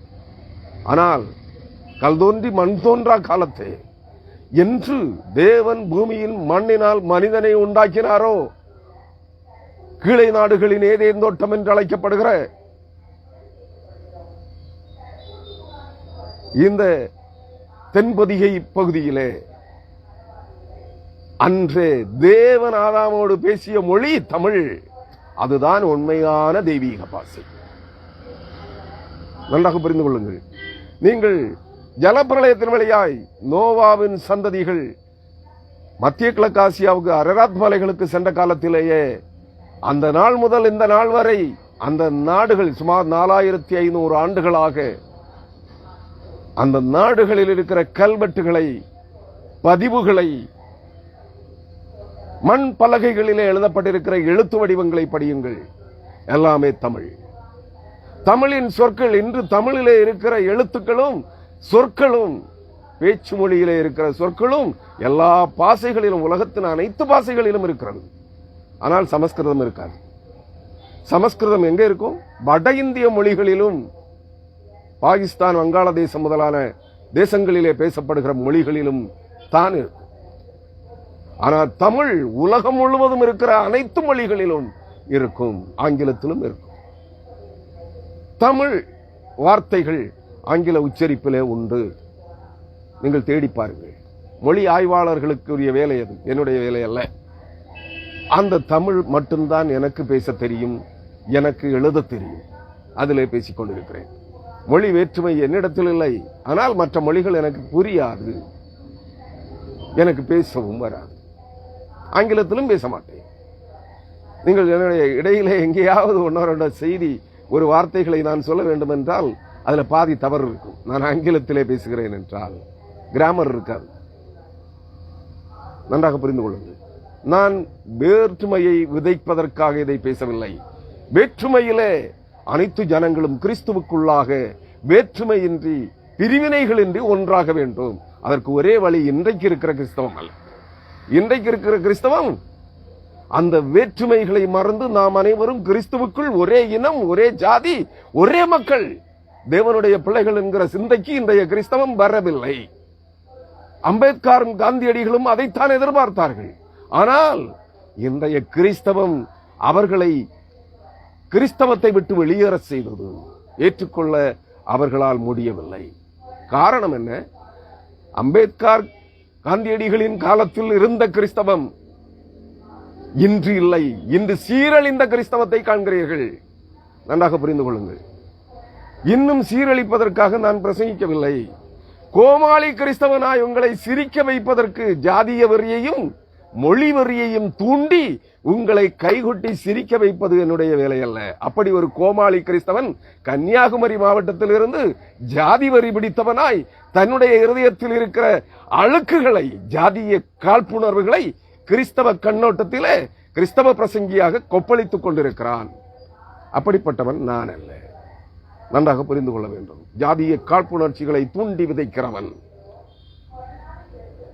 அவனுக்கு ஒரே ஒரு ஜாதியின் மேல் கோபம், நாடார் என்கிற இனத்தின் மேல் அவனுக்கு கோபம். காரணம் என்ன? தன்னை தான் சார்ந்த குலத்தை நாடார் என்று காட்டிக் கொண்டார்கள். ஆனால் அவர்கள் பகுதியில் இருக்கிற ஜனங்கள் அவர்களை நாடார்களாக ஏற்றுக்கொள்ளவில்லை. இப்பொழுது சில இடங்களிலே, அதனால் அவனுடைய எல்லா செய்திகளிலும் அவன் எங்கெல்லாம் கூட்டம் போட்டாலும் முதலாவது கிண்டல் அடிப்பது நாடார்களை. நன்றாக புரிந்து கொள்ளுங்கள். நாடாராக தன்னை காட்டிக்கொள்ள விரும்பினான். அவனை சார்ந்த மக்களினங்கள் 170% பேர் இன்று கன்னியாகுமரி மாவட்டத்திலும் திருநெல்வேலி மாவட்டத்திலும் தங்களை நாடார்கள் என்று அழைத்துக் கொண்டிருக்கிறார்கள். சான்றோர் குலத்தவர்கள். எவன் ஒருவன் தன்னை சான்றோன் என்று சொல்லுகிறானோ அவன் நாடா இல்லை. நாடார்களிலே அநேக இனக்குழுக்கள் நாடார் என்கிற சமுதாயத்திற்குள்ளே இருக்கிறது. நீங்கள் அதை புரிந்து கொள்ள வேண்டும். ஏனெனில் நான் அந்த நாடார் சமுதாயத்தை சார்ந்தவன். எனக்கு நான் யார் என்பது தெரியும். எனக்கு அந்த நாடார் மக்களினத்திலே எந்த இனக்குழுவை சார்ந்தவன் என்பது எனக்கு தெரியும். அதான் என்னுடைய பதிவுகளிலே உங்களுக்கு பார்த்தால் தெரியும் என்னுடைய அடையாளங்களை. நான் பாண்டியன், பாண்டிய வம்சத்து பிராமண. பாண்டியர்கள் என்றால் பிராமணர்கள். வேதாகமத்தின்படி அவர்கள் யூத வேதியர்கள், ஆசாரிய குலத்தவர்கள். அந்த இனத்தை சார்ந்தவன். இந்த தேசத்தை, இந்த பூமி, இந்திய தேசத்தின் பல பகுதிகளை சுமார் 2700 ஆண்டுகள் ஆட்சி செய்தவர்கள். அந்த வழிமரபை சார்ந்தவர். 7 தலைமுறைகளாக நாங்கள் அடிமைப்படுத்தப்பட்டிருந்தோம். ஏன்? கிபியோனிய கோவில் அடிமை கூட்டத்தால். அவர்கள் இன்று உயர்ஜாதிகள் என்று சொல்லிக் கொண்டிருக்கிறார்கள். கிபியோனியர்கள் தங்களை அடிமைகளாக யூதர்களுக்கு விற்று போட்ட கிபியோனியர்கள். உங்கள் கோவில்களுக்கு, உங்கள் தேவர்களுக்கு வெள்ளாட்டிகளாகவும், தண்ணீர் எடுக்கிறவர்களாகவும், விறகு வெட்டிகளாகவும், கோவில் பெருக்குகிறவர்களாகவும், கழுவுகிறவர்களாகவும் இருப்போம் என்று யூதர்களுக்கு தங்களை விற்று போட்ட கிபியோனியர்கள் ஆட்சி கட்டிலே அமர்ந்த போது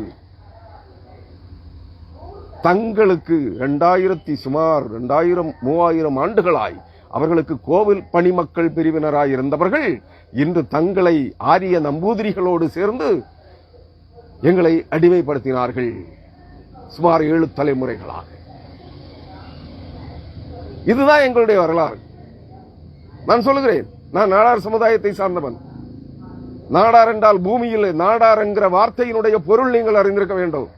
பூமியிலே அவன் தேவனுக்குரியவன், தேவனால் தெரிந்து கொள்ளப்பட்டவர்கள்.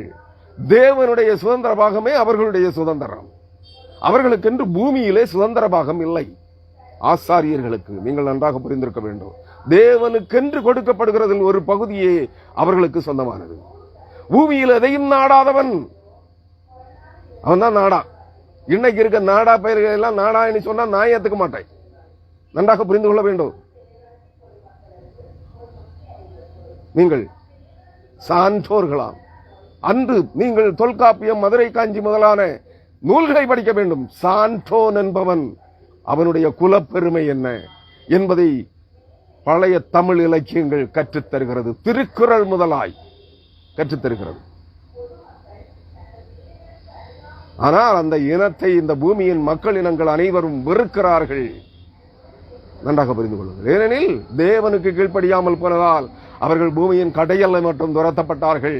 இது ஒரு ஜாதி என்று எண்ணக்கூடாதபடி நீங்கள் அனைத்து மக்கள் இனங்களாலும் பரிகாசத்திற்குள்ளாவீர்கள் என்று சாபமிட்டார். அந்த சாபம் உங்களை தொடர்கிறது. ஆனால் உங்களை மற்ற ஜாதிகளை நாங்கள் வெறுப்பதும் இல்லை, யாரை குறித்தும் பரிகாசம் இகழ்ச்சி செய்வதும் இல்லை. நன்றாக புரிந்து கொள்ள வேண்டும்.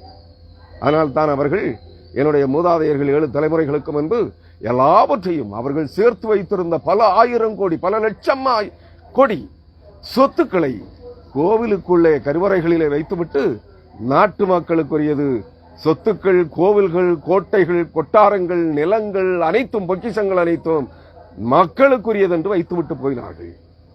நன்றாக புரிந்து கொள்ள வேண்டும். அருமையானவர்களே, நான் உங்களுடைய ஜாதி வெறியை தூண்டுவதற்காக வந்தவன் அல்ல.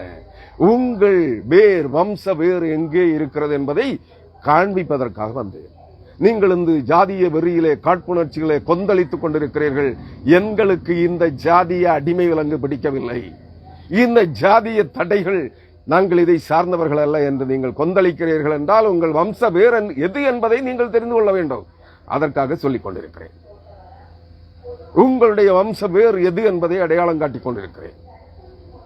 மனம் இருந்தால் கேளுங்கள், தேடி பாருங்கள், நீங்கள் யார், ஜீவனுள்ள தேவனுடைய பிள்ளைகள் என்பதை புரிந்து கொள்வீர்கள்.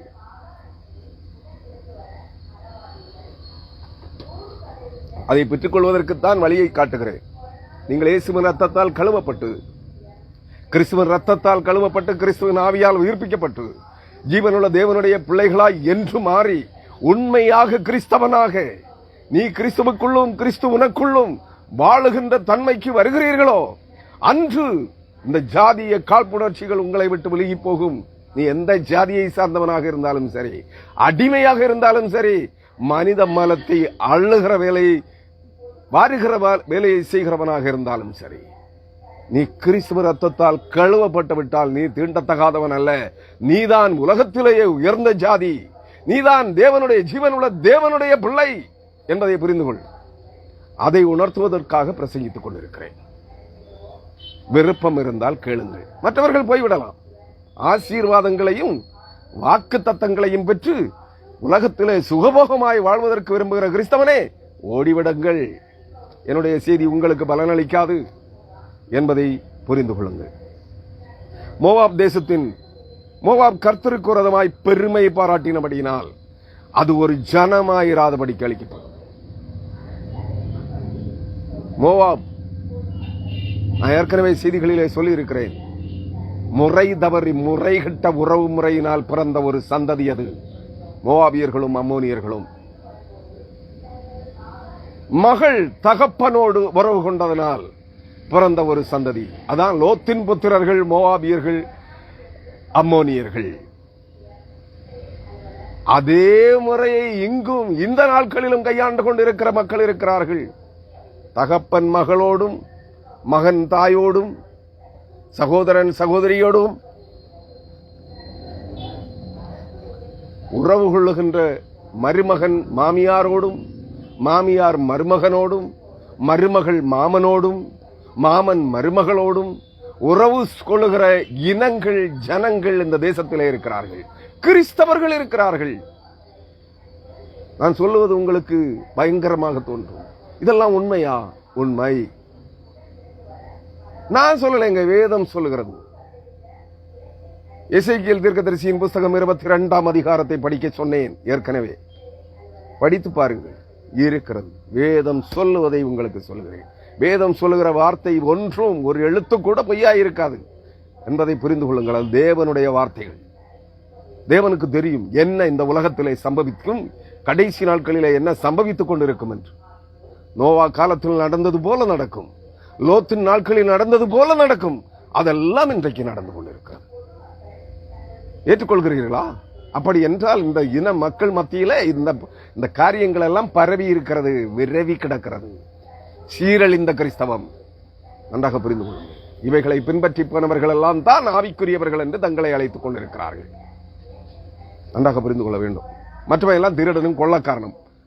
கோயிலில் பதவி சண்டை, பணம் பிரிப்பதிலே சண்டை, கொள்ளையடிப்பதிலே சண்டை, திருடுவதிலே சண்டை.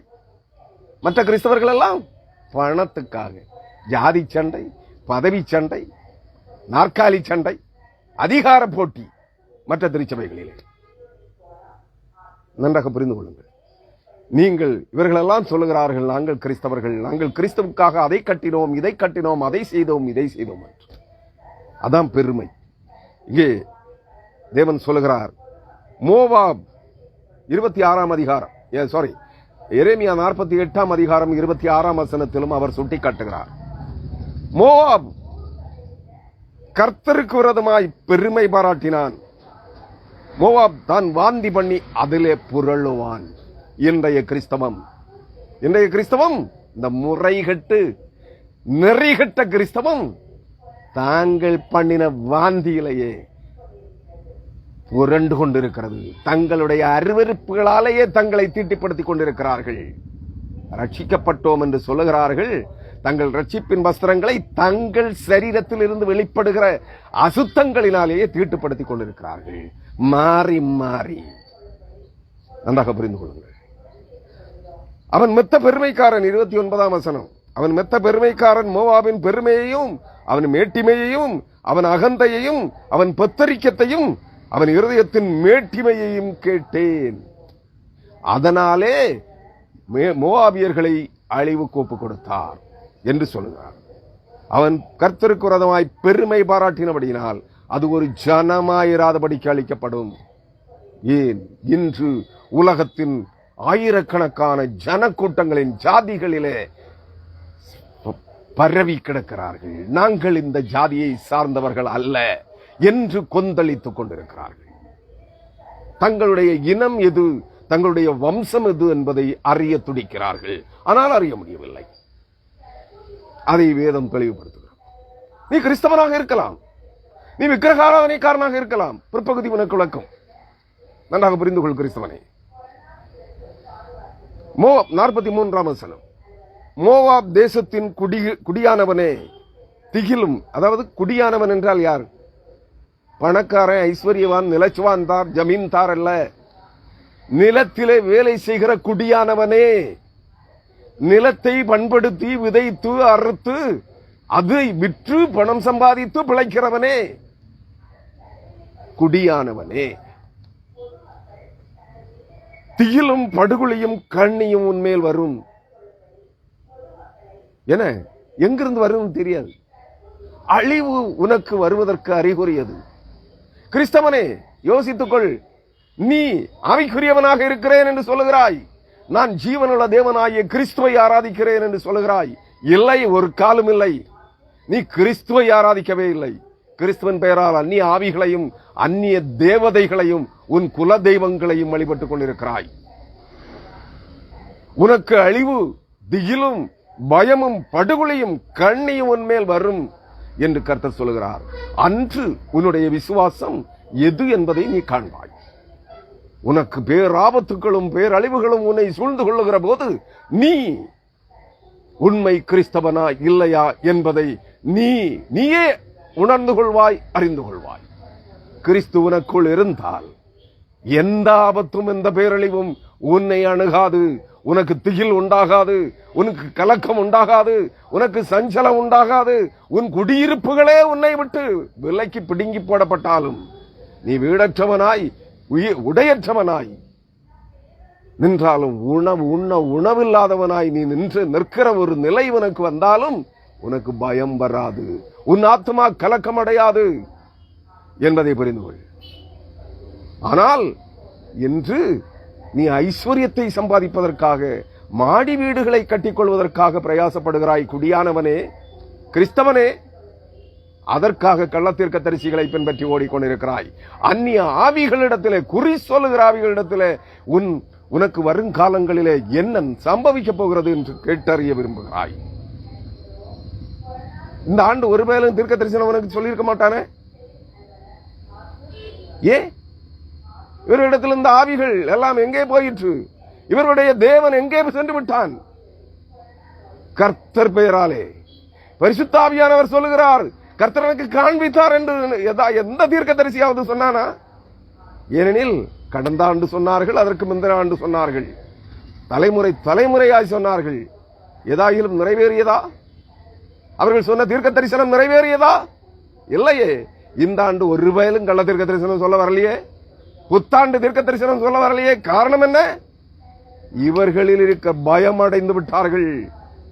மக்கள் கொந்தளிக்க போகிறார்கள். கிறிஸ்தவர்கள் கிறிஸ்துவை அறிகிற போது நம்மை காரி துப்புவார்கள், கல்லால் அடிப்பார்கள் என்று பயந்து விட்டார்கள். ஆனா வேறு வழிகளிலே அந்த வாக்கு தத்தங்களை, தீர்க்க தரிசனங்களை செய்திகளாக பிரசங்கித்துக் கொண்டிருக்கிறார்கள். நம்பாதிருங்கள். தங்கள் பெருமையை விட்டு அவர்கள் கீழிறங்க மனமன்றி தங்கள் வழிகளை மாற்றிக் கொண்டிருக்கிறார்கள். அவ்வளவுதான். இந்த வெளி வேடங்களை கண்டு ஏமாந்து போகாதிருங்கள். ஒரு தீர்க்கதரிசியும் ஒருத்தன் சீர்படுத்துகிறானா, முதலாவது அவனை சீர்படுத்த சொல்லுங்கள். அவனையும் அவனுடைய மனைவி பிள்ளைகளையும் அவனுடைய தாயையும் சீர்பட சொல்லுங்கள். கர்த்தரின் பெயரால் சம்பாதித்த அனைத்தையும் ஏழைகளுக்கு வாரி வழங்கிவிட்டு பிச்சைக்காரனை போல ஒரு குடியிருப்புக்கான வீட்டையும் நிலத்தையும் எடுத்துக்கொண்டு மற்ற அனைத்தையும் ஏழை கிறிஸ்தவர்களுக்கு, அவனை பின்பற்றுகிற கோடிக்கணக்கான கிறிஸ்தவர்களுக்கு திரும்ப கொடுத்து விட சொல்லுங்கள். அவன் முதலாவது சீர்படட்டும். சகைவை போல அவன் ரட்சிக்கப்பட்டவன் என்றால், அவனும் அவனுடைய குடும்ப அங்கத்தினர்களும் தீர்க்கதரிசிகள் என்றால், சீர்படுத்துகிறார் என்று பிரசங்கிக்கிறான் என்றால், முதலாவது அவனையும் அவனுடைய பிள்ளைகளையும் மனைவியையும் மக்களையும் சீர்பட சொல்லுங்கள். சகைவை போல எல்லாவற்றையும் கர்த்தரின் பெயரால் கொள்ளையடித்து சேர்த்த, உலகம் முழுவதும் சம்பாதித்திருக்கிற அனைத்து பல ஆயிரம் கோடி சொத்துக்களை திரும்ப ஜனங்களுக்கே கொடுத்து விட சொல்லுங்கள். சகைவை போல அவன் கிறிஸ்துவால் சந்திக்கப்பட்ட போது அவர் வாக்குறுதி கொடுத்தான். ஆண்டவரே, நான் யாரிடத்திலாகிலும் என் ஆஸ்தியில் பாதியை ஏழைகளுக்கு கொடுக்கிறேன். நான் யாரிடத்திலாகிலும் நாலத்தனையாய் அநியாயமாய் வாங்கினது உண்டானால் அதை நாலத்தனை 4 மடங்காக, 1000 ரூபாய் வாங்கியிருந்தால் 6000 ரூபாயாக, அது 5000 ரூபாயாக திருப்பி கொடுக்கிறேன் என்றார்.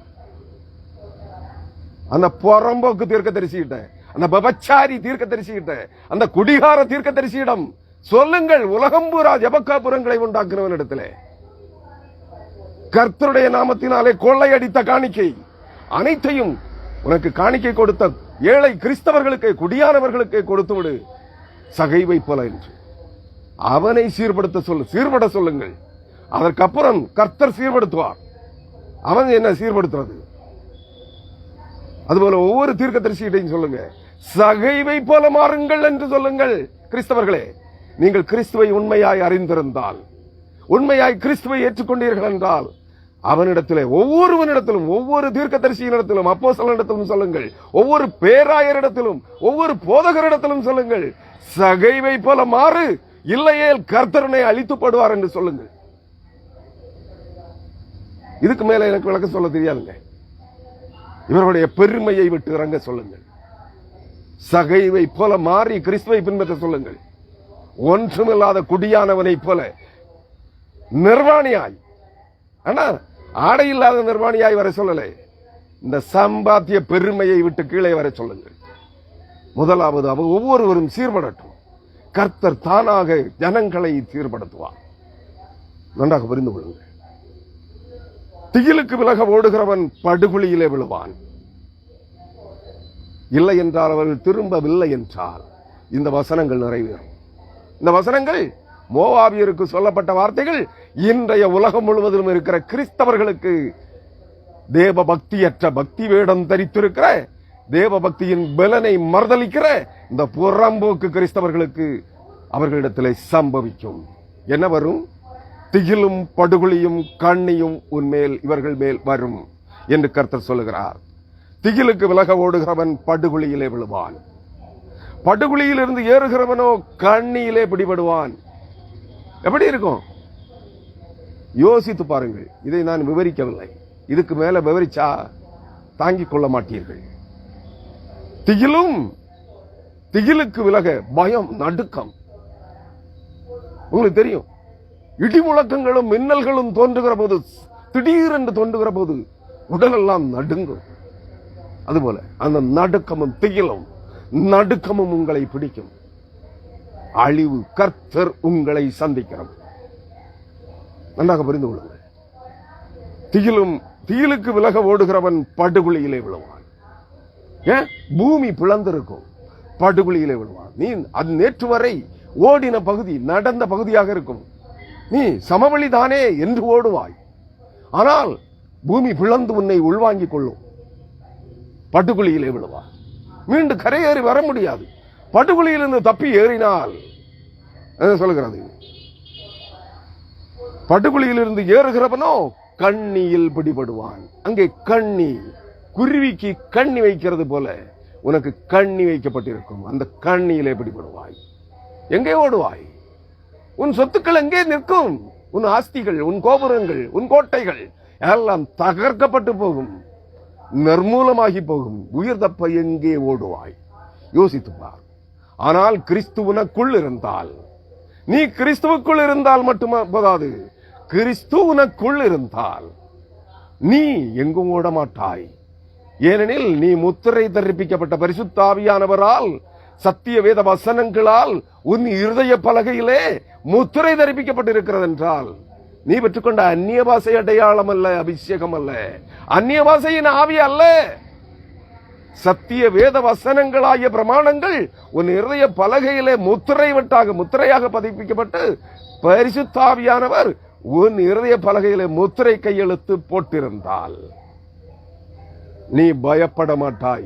சகலமும் உன்னை விட்டு பிடுங்கப்பட்டு போனாலும் நீ திகில் கொள்ள மாட்டாய், மடுங்க மாட்டாய், கலக்கம் அடைய மாட்டாய், உயிர் தப்ப ஓட மாட்டாய் என்பதை புரிந்து கொள். நீ எங்கே இருக்க வேண்டும், இப்பொழுது எங்கே இருக்கிறாய் என்பதை யோசித்துப்பார். கிறிஸ்தவனே, கிறிஸ்தவை பின்பற்ற விரும்புகிறவர்களே, யோசியுங்கள். அவர்கள் விசாரிக்கப்படும் வருஷத்தை அதன் மேல், அதாவது அவர்கள் விசாரிக்கப்படும் வருஷத்தை, அதாவது மோவாபின் மேல் வர பண்ணுவேன் என்று கர்த்தர் சொல்லுகிறார். உறுதியாக திரும்ப சொல்லுகிறார். ஆம், அதே வார்த்தைகளை நான் இன்றைய கிறிஸ்தவர்களின் மேல் சொல்லுகிறேன். கர்த்தருடைய அதே வார்த்தைகளை இன்றைய உலக கிறிஸ்தவர்களுக்கு சொல்லுகிறேன். அவர்கள் விசாரிக்கப்படும், இன்றைய உலக கிறிஸ்தவர்கள் விசாரிக்கப்படும் வருஷத்தை அவர் கட்டளையிட்டு விட்டார்.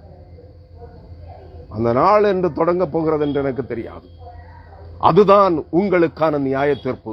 மாம்சீக வாழ்விலே உயிரோடு இருக்கிற காலத்திலேயே நீ விதைத்த அக்கிரம செய்கைகளின் பலன் அனைத்திற்குமான நியாய விசாரிப்பு. நித்திய நியாய தீர்ப்பு என்று நினைக்காதே, வெள்ளை சிங்காசன நியாய தீர்ப்பு என்று நினைக்காதே, நரகாக்கினி கடலுக்கு தள்ளப்படுகிற நியாய தீர்ப்பு என்று நினைக்காதே. நீ மாம்சீக வாழ்விலே உன் அக்கிரமத்தின் முடிவு, உனக்கு அனுமதிக்கப்பட்ட அநியாயம், அக்கிரமம், பொல்லாப்பு, கொலை, கொள்ளை, திருட்டு, பொய், பித்தலாட்டம், ஏமாற்று, வஞ்சகம், துரோகம், இவைகளுக்கான முடிவு வரும் நாள் சமீபித்து விட்டது. கர்த்தர் குறித்த ஆண்டும் குறித்த நாளும் உன் மத்தியிலே வந்திருக்கிறது. எந்த நாளிலே துவக்கும் என்று, அதாவது அந்த வருஷம் வந்துவிட்டது. நன்றாக புரிந்து கொள்ளுங்கள். அந்த ஆண்டு, அந்த வருடம் வந்துவிட்டது. உங்கள் அக்கிரமத்திற்கான நியாய விசாரணையின் நாள் நெருங்கிக் கொண்டிருக்கிறது, உங்கள் நடுவில் வந்து கொண்டிருக்கிறது என்பதை உணருங்கள். என்று மோவாபின் மேல் வரப்பண்ணுவேன் என்று கர்த்தர் சொல்லுகிறார். ஏன் மோவாபுக்கு சொல்லப்பட்டதை நீ எங்களுக்கு சொல்லுகிறாய் என்று கேட்டால், நான் அந்த கண்ணோட்டத்திலே தான் எரேமியா தீர்க்கதரிசியின் புத்தகம் முழுவதையும் விவரித்துக் கொண்டிருக்கிறேன். தேவன் என்னோடு பேசிய போது அந்த வார்த்தைகள் அப்படித்தான் எனக்கு வெளிப்பட்டது. நன்றாக புரிந்து கொள்ளுங்கள். நான் தேவனை காணவில்லை, பரலோகத்திற்கு ஏறி செல்லவில்லை, நரகத்திற்கு தினந்தோறும் சென்று வரவில்லை. அதை நீங்கள் புரிந்து கொள்ள வேண்டும். கர்த்தருடைய வார்த்தைகளை வியாக்கியானம் செய்ய தொடங்கின போதே அந்த வார்த்தைகள் எரேமியா புத்தகத்தின் தீர்க்க தரிசனங்கள் இன்றைய கிறிஸ்தவர்களுக்கு இன்றைய கிறிஸ்தவத்தின் நிலைப்பாட்டை விவரிப்பதற்காகவே கொடுக்கப்பட்டது. அதைத்தான் விவரித்துக் கொண்டிருக்கிறேன்.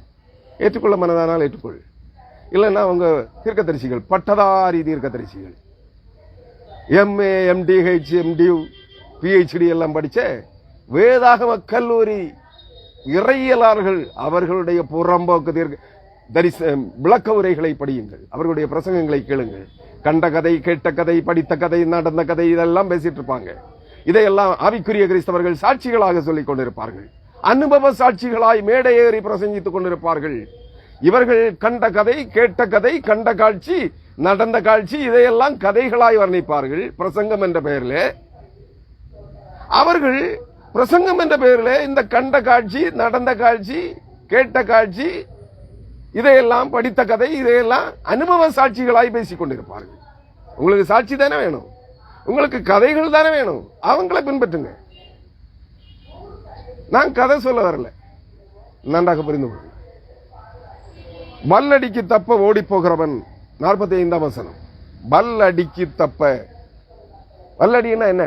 அதிபயங்கரமான அடி, தப்ப முடியாது. ஒரு பராக்கிரமசாலி ஒருவனை ஓங்கி உச்சம் தலையிலே அடித்தால் வல்லடி. உங்களுக்கு தெரியும், வர்மம், தொடு வர்மம், சூண்டு வர்மம், நிறைய வர்மங்கள். வர்மக்கலை தெரிந்தவர்கள் தொட்டால் இத்தனாவது நாள் சாவன்னா அவன் சாவான். ஏன்னா உன்னுடைய உயர்நிலையிலே தொட்டிருக்கிறான், அதற்கு நாட்கள் எண்ணப்படுகிறது. தொடு வர்மம், தொட்டவனுக்கு தெரியும் எங்க தொட்டேன், இவன் எத்தனாவது நாள் உருகி செத்து போவான் என்பது அவனுக்கு தெரியும். அதான் பராக்கிரமசாலியின் வல்லடி. சூண்டு வர்மம், தூரத்தில் நிற்பான், அவன் சரீரத்தையே தொடமாட்டான், தூரத்தில் நிற்பான். வைத்த கண் வாங்காமல் பார்வையாலேயே உன் உயிர்நிலையை தொட்டு விடுவான். அல்லது விரலை நீட்டி அங்கே அந்த புள்ளியை அவன் கூர்ந்து கவனித்து விரலை நீட்டுவான். சூண்டு வர்மம், பார்வை வர்மம். நீ சாவ விழுந்து சுருண்டு விடுவாய் என்றால் சுருண்டு விடுவாய். நீ அடுத்தவனை அடிப்பதற்காக கையை ஓங்குகிற போது அவன் அந்த கையில உன் உயிர்நிலையை பார்த்து விட்டான் என்றால் உன் கை, நீட்டின கை திரும்ப உன்னிடத்திற்கு மடக்க முடியாது. நன்றாக புரிந்து கொள்ளும். வல்லடி, கர்த்தர் அப்படிப்பட்ட வல்லடிகளினால் உங்களை அடிப்பார். நன்றாக புரிந்து கொள்ளுங்கள். காணிக்க வாங்குறதுக்கு கை இருக்காது, தசமபாக வாங்குறதுக்கு கை இருக்காது, மருத்துவமனை கட்ட, கோபுரம் கட்ட, ஆலயம் கட்ட, காணிக்கை, நன்கொடை, லட்சங்கள் வாங்குவதற்கு கை இருக்காது. உன் கையை விரித்து காண்பிக்க முடியாது. வேதாகமத்தை திறந்து பிச்சை பாத்திரமாக உன் காணிக்கை வாங்குறதுக்கு, பிச்சை எடுக்கிறதுக்கு வேதாகமத்தை திறந்து காட்ட முடியாது. 2 கைகளும் விளங்காமல் போகும். நன்றாக புரிந்து கொள். அதான் வல்லடி. வல்லடிக்கு தப்ப ஓடி போகிறவர்கள் எஸ்போனின் நிழலில் தரித்து நின்றார்கள். எஸ்போன் மலைகள், மலைகளின் நிழலிலே, எஸ்போனின் மரங்கள், காற்று மரங்களின் நிழலிலே தரித்து நின்றார்கள். ஆனாலும் நெருப்பு எஸ்போனிலும் அக்னி ஜுவாலை சீகோன் நடுவிலும் இருந்து புறப்பட்டு மோவாப் தேசத்தின் எல்லைகளையும் கலகம் செய்கிறவர்களின் உச்சந்தலையையும் பட்சிக்கும். எங்கிருந்து? எஸ்போனிலும் சீகோன் நடுவிலும் இருந்து. மோவாபின் எல்லைகள் எஸ்போனும் சீகோன், அந்த எல்லைகளில் இருந்து பட்சிக்கிற அக்னி புறப்பட்டு அக்னி ஜுவாலை அவர்களை உச்சந்தலைகளை பட்சிக்குமா? ஏன் வேறு இந்த பகுதியையும் பட்சிக்காது? ஏனெனில் உன் சிந்தனை, உன் அறிவு பெருக்கத்தின் இருப்பிடம் உன் உச்சந்தலை தானே, உன் மூளை தானே. உன் மூளையை பட்சித்து போடும், நீ பைத்தியமாகி போவாய். நன்றாக புரிந்து அன்பான கிறிஸ்தவனை, இன்று மூளை அறிவு பெருகிவிட்டது. நீ கற்ற பாண்டித்யங்களை, நீ கற்ற சித்தாந்தங்களை, உன்னுடைய சித்தாந்தங்களை, நீ வேதாகம கல்லூரியில் கற்ற சித்தாந்தங்களையும் புரட்டு வியாக்கியானங்களையும் ஜனங்களின் மேல் திணிக்கிறாய். நீ என்ன சிருஷ்டிகரா? தேவனாகிய கர்த்தரை உண்டாக்கியவன் நீயா? பரிசுத்தாவியானவருக்கு கட்டளை இடுகிறவன் நீ பெரிய அறியவாளியா? நாளைய தினத்திலே ஒரு செய்தியை உங்களுக்கு காலையிலே தரலாம் என்று நம்புகிறேன். ஆனால் நெருக்கடிகள் எப்படி இருக்கும் என்று தெரியாது. நாளைக்கு முழு ஊரடங்கு. நான் 7 மணி அளவில் அதிகாலை அல்ல, காலையில் 7 மணி அளவில் ஒரு செய்தியை ஞாயிற்றுக்கிழமை சிறப்பு செய்தியாக தரலாம் என்று விரும்புகிறேன். என்ன தெரியுமா?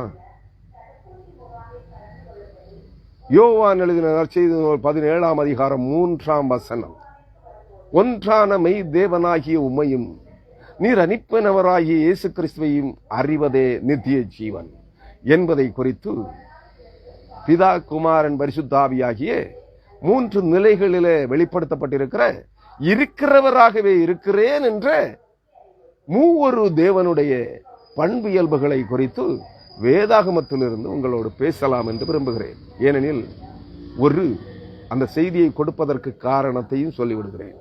ஏற்கனவே ஒரு செய்தியிலே சொன்னேன், ஒரு MA MTH படித்த ஒரு வேதாகம புறம்போக்கு பட்டதாரி ஹோலி ட்ரினிட்டி என்றால் என்ன, அதை குறித்து எனக்கு விளக்கம் சொல்லு என்று பல முறை என்னிடத்திலே தொந்தரவு செய்திருக்கிறான். அவன் படித்த சித்தாந்தத்தை என் மேல் திணிக்க பார்க்கிறான். வேதாகம கல்லூரி பாண்டித்தியத்தை எச்சரித்தேன், ஓடிவிடு என்றேன். இன்றைக்கு திரும்பவும் போட்டிருக்கிறான். அந்த ஓநாய் என்றுதான் அழைத்திருக்கிறேன். ஓநாயே, நீ வேதாகம கல்லூரியிலே கற்ற உன்னுடைய பாண்டித்தியங்களை, உன்னுடைய மேதாவித்தனத்தை கிறிஸ்தவர்களின் மேல், கிறிஸ்தவ சபைகளின் மேல் உன்னை போன்ற கள்ள போதகர்கள், புறம்போக்கு ஊழியக்காரர்கள் நீங்கள் திணித்ததினால்தான் இன்று கிறிஸ்தவம் சீரழிந்து ஆவிக்குரியவர்கள் என்று தங்களை அழைத்துக் கொண்ட இந்த புறம்போக்கு சீர்கட்ட கிறிஸ்தவம் இன்று தலைத்தோங்க வழிகோலியது. வேதாகம கல்லூரிகளிலே சென்று MA, BD, MTH, PhD, DTH, doctor of theology எல்லாம் படித்து வந்த பட்டதாரி புறம்போக்கு கிறிஸ்தவ பேராயர்களே, போதகர்களே, திருச்சபையை சீரழித்தீர்கள். நீ கற்ற பாண்டித்தியங்களை, உன் மேதாவித்தனத்தை, உன் சித்தாந்தங்களை என் மேல் திணிக்காதே, ஓடிவிடு என்று சொல்லியிருக்கிறேன். என்ன பதில் சொல்ல போகிறான் என்று தெரியவில்லை. நாளைய தினத்தில் அதற்குரிய ஒரு செய்தியை தருகிறேன். ஒரு கடவுள், ஹோலி ட்ரினிட்டி என்ன என்பதை, ஏன் அவர் 3 நிலைகளிலே தன்னை வெளிப்படுத்தினார் என்பதை குறித்து ஒரு செய்தியை நாளைய தினத்திலே தர இருக்கிறது. விரும்புகிறவர்கள் கேளுங்கள்.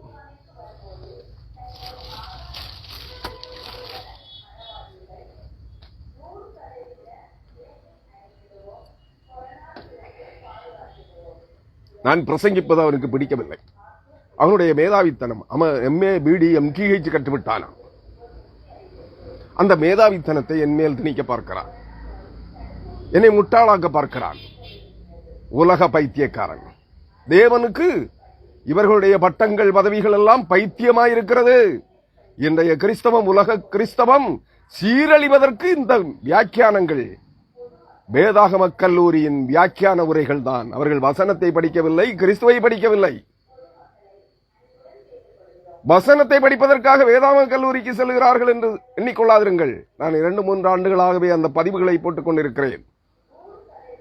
இவர்கள் திருச்சபையை சீரழிப்பதை குறித்தே, பணம் சம்பாதிப்பதை குறித்தே படிக்கிறார்கள். உலகத்தின் அதிகாரிகளுக்கு கூஜா தூக்குவதை சங்கிகள் சிங்கி அடிப்பது போல இவர்கள் உலக தலைவர்களுக்கு சிங்கி அடிப்பதையே தொழிலாக கொண்டிருக்கிறார்கள். அதனால் தான் கிறிஸ்தவம் அந்நிய பாஷைகளின் ஆவிகளை பின்பற்றி ஓடியது. அவர்கள் தங்கள் சாட்சிகளாலேயே மக்களை ஏமாற்றினார்கள், அந்நிய ஆவிகளை கொண்டு. இந்த கிறிஸ்தவம் சீரழிவதற்கு இவர்கள் தான் மூல காரணம். வேதாகம கல்லூரிகளும் இவர்கள் கல்லூரிகளிலே கற்று வந்த பாண்டித்திய பட்டங்களும் கிறிஸ்தவத்தை சீரழித்தது. கிறிஸ்துவை நம்ப மாட்டார்கள். பெரியார் சொன்னது போல, நான் பெரியாரை வம்புக்களுக்கிறேன் என்று நினைக்காதீர்கள். அவர் சொல்லுவார் கிண்டல் அடிப்பதற்காக, கடவுள் வெங்காயத்தை போன்றவர். வெங்காயத்தை உரிக்க உரிக்க உரிக்க அது தோள்களாக கலண்டு கொண்டே இருக்கும். உள்ளே வேறு ஒன்றும் இருக்காது. உள்ளே வேறு ஒன்றும் இருக்காது. கடவுள் என்றால் வெங்காயம் என்றார். அவர் அதனுடைய பூண்டை முடிவு பகுதியை விட்டு விட்டார். அது இருந்தால் தான் வேர் ஓடும். அது போன்றவர்கள் இவர்கள். தேவனை, கிறிஸ்துவை வெங்காயமாக நினைக்கிறவர்கள் இன்றைய வேதாகம கல்லூரி பாண்டித்யம் பெற்ற போதகர்கள். Reverence, right reverence. நன்றாக புரிந்து கொள்ள வேண்டும். இவர்கள் வேதத்தை கற்கவில்லை, கிறிஸ்துவை கற்கவில்லை, பரிசுத்த ஆவியானவரால் கற்பிக்கப்படவில்லை என்பதை புரிந்து கொள்ளுங்கள்.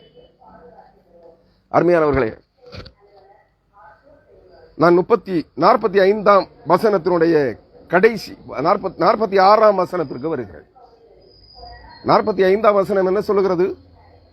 வாலடிக்கு தப்பி ஓடி போகிறவர்கள் எஸ்போனின் நிழலில் தரித்து நின்றார்கள். ஆனாலும் நெருப்பு எஸ்போனிலும் அக்னி ஜுவாலை சீகோன் நடுவிலும் இருந்து புறப்பட்டு மோவாப் தேசத்தின் எல்லைகளையும் கலகம் செய்கிறவர்களின் உச்சம் தலையையும் பட்சிக்கும். ஆம், பரிசுத்தாவியானவராகிய தேவன் கர்த்தர் வருகிறார். பரிசுத்தாவியானவராகிய தேவனாகிய கர்த்தர் வருகிறார். அவர் நெருப்பு பட்சிக்கிற அக்னி ஜுவாலையாய் வருகிறார். தம்முடைய சேனைகளோடு வருகிறார். அன்று இவர்களுடைய உச்சம் தலைகள் பட்சிக்கப்படும். இவர்கள் கற்ற பாண்டித்தியங்கள், சித்தாந்தங்கள், ஞானம், இவர்களுடைய ஞானம் அனைத்தும் வேதாகம ஞானம், இவர்கள் கற்றிருக்கிற புறம்போக்கு தரித்திரம் பிடித்த ஞானம் அனைத்தும் சாம்பலாகும். இவர்கள் ஞானம் கட்டு வைத்தியமாய் அலைவார்கள். பாருங்கள், மோவாபே 46ஆம் வசனம். மோவாபே உனக்கு ஐயோ, கேமோஸ் விக்கிரகத்தை அடுத்த ஜனம் அழியும். உன் குமாரரும் சிறை பிடிக்கப்படுகிறார்கள், உன் குமாரத்திகளும் சிறை பிடிக்கப்பட்டு போகிறார்கள். யாருங்க இந்த கேமோஸ் விக்கிரகம்? யார் கேமோஸ் விக்கிரகம்? வேதாகமத்தில் அநேக பெயர்களை படித்திருப்பீர்கள். அந்நிய ஜனங்களுடைய விக்கிரக தேவர்கள். நட்சத்திர சுரூபம், ரம்பான் என்கிற நட்சத்திர சுரூபம். ராசிகள், சூரியன், தாகோன், அவன், இவன், பாகால் என்ற மோளேகு என்றெல்லாம் அநேக தெய்வங்களின் பெயர்களை தேவதைகள், அஸ்தரோத், அசேராள், தியானாள், அப்படி இப்படி என்று ஏகப்பட்ட பெண் தெய்வங்களின் பெயர்களையும் நீங்கள் வேதாகமத்திலே படித்திருப்பீர்கள். இதெல்லாம் புறஜாதி ஜனங்கள் வழிபட்ட விக்கிரக தெய்வங்கள். இங்கே சொல்லப்படுகிறது கேமோஸ். மோவாபே உனக்கு ஐயோ, கேமோஸ் விக்கிரகத்தை அடுத்த ஜனம் அழியும். இந்த கேமோஸ் விக்கிரகம் எது? சாத்தானுடைய வலு சர்ப்பத்தின் அவதாரங்களிலே ஒன்று. அதை அவதாரம் என்று சொல்ல மாட்டார்கள். இன்றைய இந்திய புராணங்கள், மெசபடோமிய புராணங்கள், எகிப்திய புராணங்கள், பாபிலோனிய புராணங்கள், கிரேக்க புராணங்கள் எல்லாம் தான் இந்தியாவிலே புராணங்களாய் சொல்லப்படுகிறது. வேற ஒன்றும் இல்லை. இந்திய புராணங்கள் என்றால் அங்கே சொல்லப்பட்டவைகள் தான் இங்கேயும் சொல்லப்படுகிறது. ஆனால் இந்த கேமோஸ் விக்கிரகம் என்பது ஒரு குரங்கு, ஒரு குரங்கு, மனித குரங்கு. குரங்குன்னா நீங்கள் காடுகளிலே பார்க்கிற குரங்கு அல்ல, மங்கி அல்ல, மனித குரங்கு. இந்தியாவிலே ஒரு பெரிய பெருந்தெய்வங்களிலே ஒன்று. ஹனுமான் வலு சர்ப்பத்தின் அவதாரம். அதை உங்களுக்கு சொல்லுகிறேன். ஆனால் இந்திய புராணங்கள் சொல்லுகிறது, இந்திய தெய்வீக நம்பிக்கை கற்பிக்கிறது அது சிவனின் அவதாரம் என்று. இல்லை, சிவன் எங்கேயுமே அவதாரம் எடுத்ததாக வரலாறு இல்லை.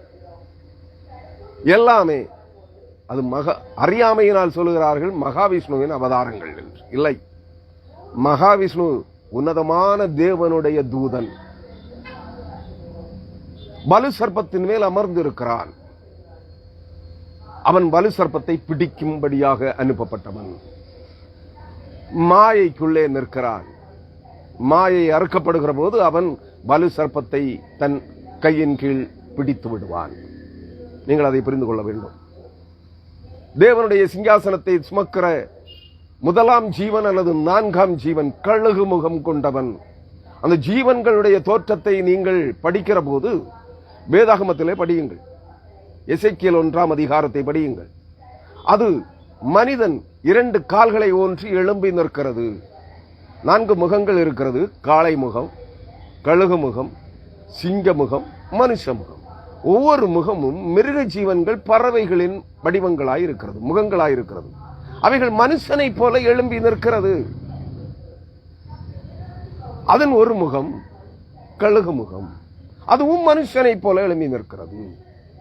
கழுகு விக்கிரக தெய்வங்களின் கோவில்களிலே திருவிழாக்கள் எடுக்கிற போது அதன் கோபுரங்களை சுற்றி உச்சியிலே வானத்திலே கருடன் வட்டமிடும். பார்த்திருப்பீர்கள் தானே? எதற்காக வருகிறது? அந்த கோவிலில் இருக்கிற அக்கிரமத்தின் ஆவி, அருவருப்பின் தெய்வம், அந்நிய தெய்வம், அந்நிய தேவதையினுடைய அது வெளியே வருகிற போது அதை கவ்விக்கொள்வதற்காக வருகிறது கழுகு. ஏன்? பலு சர்ப்பத்தின் ஆவியை பிடித்துக் கொள்வது கழுகு. நன்றாக புரிந்து கொள்ள வேண்டும். ஜீவனுள்ள தேவனுடைய சிங்காசனத்தை சுமக்கிற 4 ஜீவன்களின் ஒன்றின் முகம் கழுகு. மனுஷனை போல எழுந்து நிற்கும். அவனே அந்த வலு சர்ப்பத்தின் மேல் அமர்ந்திருக்கிறவன். ஆனால் அவதாரங்கள் எடுப்பது அந்த மகாவிஷ்ணு என்கிற அந்த தூதன் அல்ல. உன்னதமான தேவனுடைய சிங்காசனத்தை சுமக்கிற மேலான அதிகாரம் பெற்ற 4 தூதர்களில் 4 ஜீவன்களில் ஒருவன் அல்ல அவதாரங்களை எடுக்கிறவன். அந்த வலு சர்ப்பமே, லிவியாதான் என்ற நீளமும் கோணலுமான அந்த பாம்பே அவதாரங்களை எடுக்கிறது. நன்றாக புரிந்து கொள்ள வேண்டும். அந்த அவதாரங்களில் முதலாம் அவதாரம் மச்ச அவதாரம். மீன், திமிங்கலம். என்ன மீன்? நல்ல தண்ணீரிலே வசிக்கிற மீன் அல்ல, கடல் உப்பு தண்ணீரிலே வசிக்கிற திமிங்கலம், மச்ச அவதாரம். பலு சர்ப்பத்தின் 10 அவதாரங்களில் முதலாவது அவதாரம் மச்சம், கடலிலே இருக்கிற மீன், திமிங்கலம். 2வது அவதாரம் கூர்மம், தண்ணீரிலும் கடலிலும் கரையிலும் வாழக்கூடியது. தேவனுடைய சிருஷ்டியை பாருங்கள். அதையே வலு சர்ப்பமும் அதை மீற முடியாது. தேவனுடைய சிருஷ்டியின் பரிமாணங்களை சாத்தானும் வலு சர்ப்பமும் மீற முடியாது. அதான் தேவன் தண்ணீரிலிருந்து தான் சிருஷ்டிகளை உருவாக்கினார். நன்றாக புரிந்து கொள்ள வேண்டும். தண்ணீரிலே உருவான திமிங்கலம் வலு சர்ப்பத்தின் முதல் அவதாரம். 2வது அவதாரம் தண்ணீரிலும் கடலிலும் கரையிலும் வாழுகிற ஆமை, பரந்தாமன் ஆமை. 3வது அவதாரம் கூர்மம், வராகம், பன்றி, சாக்கடையிலே புரளும் மனித கழிவை தின்னும் சாக்கடை பன்றி. 4வது அவதாரம் நரசிங்கம், சிங்க முகம் கொண்டது, மனித உடல் கொண்டது. அந்த சிங்க உடலும் யானையின் தலையும் கொண்ட அடையாளத்தை தான் மோவாபியர்கள் வணங்கினார்கள். மோவாபியர்கள் இந்திய தேசத்தில் மேலை சாளுக்கியர்கள் சிங்கத்தின் உடலையும் யானையின் தலையையும் கொண்ட ஒரு உருவத்தை, ஒரு தெய்வத்தை வழிபட்டார்கள் மேலை சாளுக்கியர்கள். கேமோஸ் விக்கிரகம் என்னன்னு தெரியுதா உங்களுக்கு? இன்னும் ஒன்று, கேமோஸ் விக்கிரகம் நீங்கள் வரலாற்றை புரட்டி பாருங்கள். மேலை சாளுக்கியர்களும் கீழை சாளுக்கியர்களும் மேலை கங்கர்களும் கீழை கங்கர்களும் விஜயநகரத்து மன்னர்களும் வழிபட்ட தெய்வங்களின் அடையாளங்கள் காளைகள், பன்றிகள், ஆமைகள், சிங்க உடலும் யானையின் தலையும், சிங்க உடலும் குதிரையின் தலையும் கொண்ட உருவங்கள் கேமோஸ் விக்கிரகம். இன்னும் ஒன்று, மனித முகம் கொண்ட ஹனுமான், மனித குரங்கு. 5வது அவதாரம், வலு சர்ப்பத்தின் 5வது அவதாரம் மனித குரங்கு, ஹனுமான். தங்களை பிரம்மச்சாரிகள் என்று அழைத்துக் கொள்ளுகிற விபச்சாரர்கள், வேசிக்கல்லர்கள், அவர்களை சூழ சுற்றி இருக்கிறவர்கள் பெண்கள். நீங்கள் வழிபடுகிற அந்த ஜனங்கள் வழிபடுகிற தெய்வங்கள் இவைகளே. வலு சர்ப்பத்தின் 5வது அவதார புருஷன் அனுமான், மனித குரங்கு அவதாரம். ஏனெனில் படைப்பின் நியதி அது. அதை மீறி இவர்கள் எந்த சாயலையும் எடுக்க முடியாது. வலு சர்ப்பம் சாத்தான் எந்த வடிவ தோற்றத்தையும் படைப்பின் பரிமாண பரிணாமத்தை மீறி அவன் எந்த வடிவ தோற்றத்தையும் எடுக்க முடியாது. படைப்பு தண்ணீரிலே நீந்துகிற பிராணி, நிலத்திலும் நீரிலும் வாழ்கிற பிராணி, நிலத்திலே வாழ்கிற பிராணி தானே. மீன், திமிங்கலம், ஆமை, பன்றி, நரசிங்கம். சிங்க உடலும் குதிரையின் தலையும், சிங்க உடலும் யானையின் தலையும், சிங்க உடலும் மனித முகமும். அதான் நரசிங்க அவதாரம். நரன் என்றால் மனிதன், மனிதனுடைய முகமும் சிங்க தலையும். இது உங்களுக்கு புராணங்களிலே தெரியுமே. மகாவிஷ்ணு பலு சர்ப்பம், மகாவிஷ்ணு அல்ல, பலு சர்ப்பம் நரசிங்க அவதாரம் எடுத்து கம்சனை கொன்றது அல்லது இரணியனை கொன்றது. படிச்சிருப்பீங்க தானே.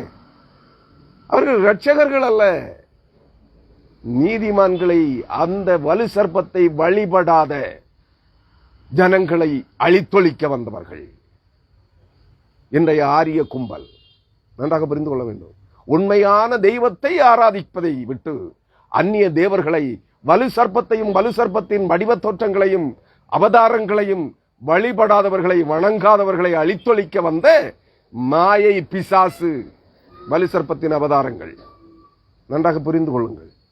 6வது அவதாரம் மனித, எது? பரசுராமன். பிராமணன் என்று, யூத வேதியன் என்று தன்னை காட்டிக் கொண்டான். இல்லை, ஆரிய பிராமணன், நம்பூதிரி. வாமன அவதாரம். மகாபலியை, மூலகத்தையும் வானத்தையும் பூமியையும் பாதாள லோகத்தையும் நீதியாய் அரசாண்டவன் மகாபலி மன்னன். அவர்களுடைய கதைகளே, புராணங்களே சொல்லுகிறது. அவனுடைய நீதி நேர்மையை இந்த வலு சர்ப்பத்தால் தாங்கிக் கொள்ள முடியவில்லை. வலு சர்ப்பத்தின் அவதாரம் ஒரு பிராமண வாலிபனுடைய, சிறுவனுடைய வேடத்திலே வந்து வானுயர வளர்ந்து தன்னுடைய தோற்றத்தை காட்டி அவனிடத்திலே 3 அடி மண் கேட்டதாம். 3ஆம் அடிக்கு மாயை வானத்தை 1 அடியிலும் நிலத்தை, பூமியை 2ஆம் அடியிலும் அளந்து விட்டது. 3வது அடி மண்ணுக்கு இடம் கேட்டான். அவன் மகாபலியின் தலையிலே சவிட்டி விட்டான். மகாபலியை கொல்ல முடியவில்லை. மெல்கிசேதேக். யாரவன்? மெல்கிசேதேக், ஜீவனுள்ள தேவனுடைய ஆசாரியன். அவனை கொல்ல முடியவில்லை வலு சர்ப்பத்தால். அவன் அதற்கு தலை வணங்கவும் இல்லை. 3ஆம் அடிக்கு தன்னுடைய தலையை அவனுடைய தலையிலே சவிட்டி நிலத்திலே தாழ்த்து விட்டான். எப்படி? 2ஆம் அடியிலே பூமியின் மண்ணை அளந்தவன் மகாபலியின் தலையிலே மிதித்து அவனை பூமியின் மண்ணிலே அமிழ்த்தினானாம். எப்படி? மறைக்கத்தான் முடிந்தது. அப்படின்னா இவன் 2வது அடியை காலில் பூமியில் இருந்து எடுத்திருக்க வேண்டுமே. சிந்திக்க மாட்டீர்களா? இது வலு சர்ப்பத்தின் மாயை, மகாவிஷ்ணு அல்ல. நீங்கள் அதை புரிந்து கொள்ள வேண்டும். அது 5வது அவதாரம். 6வது அவதாரம் ஹனுமான். புரியுதா உங்களுக்கு? இல்லைன்னா 5வது அவதாரம் அனுமான், மனித குரங்கு. அதை தெய்வமாக வழிபடுகிறார்கள். 6வது அவதாரம் இது வாமன அவதாரம். மனித சிறுவன், பிராமண சிறுவனாக தோன்றினான். 6வது. 7வது அவதாரம் இனி இந்த தேசத்தை, இந்த உலகத்தை 7 ஆண்டுகள் ஆட்சி செய்ய போகிற அவன் வருகிறான் என்று அவனுக்கு கோவில் கட்டுகிறார்கள். மனிதனாக பிறந்து வரக்கூடாதவன் அழிக்கப்பட்ட, ஒருமுறை மனிதனாக வந்து எகிப்தின் ஆரியனாக வந்து ஸ்ரீராமர் என்ற பெயரிலே வந்து ராமாயணத்தின் கதாநாயகன். எகிப்தின் ஆரிய வம்சத்தை பார்வோன்களின் வழிமரபிலே தோன்றியவன் அழிந்து போனான். இன்னும் ஒரு முறை அவனை விக்கிரக தெய்வமாக உருவாக்குகிறார்கள். வெளிப்படுத்தல் 13ஆம் அதிகாரத்திலே சொல்லப்பட்டிருக்கிற விக்கிரகம் இனி மனிதனாக தோன்றி உருப்பெற்று வர முடியாத ஒருவனுடைய சிலையை செய்து உயிரூட்டப் போகிறார்கள். அதான் ஸ்ரீராமன், 7வது அவதார புருஷன். வலு சர்ப்பத்தின் அவதார புருஷர்களில் 7வது நபர். வலு சர்ப்பத்தின் 7 தலைகளை கொண்ட வலு சர்ப்பத்தின் முதலாம் தலை 8வது வலு சர்ப்பமாக வரப்போகிறது, அந்தி கிறிஸ்துவாக. நன்றாக புரிந்து கொள்ளுங்கள். 8வது நபர் கிறிஸ்துவுக்கு ஒப்படுகிறீர்களே, ஸ்ரீகிருஷ்ணர். வலு சர்ப்பத்தின் 8வது அவதார புருஷன். நன்றாக புரிந்து கொள்ள வேண்டும். யாரை வழிபடுகிறீர்கள்? வலு சர்ப்பத்தின் அவதார புருஷனை, ஸ்ரீகிருஷ்ணரை கிறிஸ்துவுக்கு ஒப்படுகிறீர்கள். இனி வரப்போகிற வெள்ளை குதிரையிலே வரப்போகிற கிறிஸ்துவாக நீங்கள் அவனை காண்கிறீர்கள். இல்லை, அவன் வலு சர்ப்பத்தின் அவதாரங்கள் ஒன்று. அவன் இனி மீண்டு வர முடியாது, இனி மனிதனாக வர முடியாது. அங்கே உங்களுக்கு காட்சிகளை காண்பித்துக் கொண்டிருக்கிறார்கள் என்றால் எல்லாம் வலு சர்ப்பத்தின் மாயைகளே. சர்ப்பம், வலு சர்ப்பம் விளையாடி கொண்டிருக்கிறது. நன்றாக புரிந்து கொள்ளுங்கள். 9வது நபர் யாரு?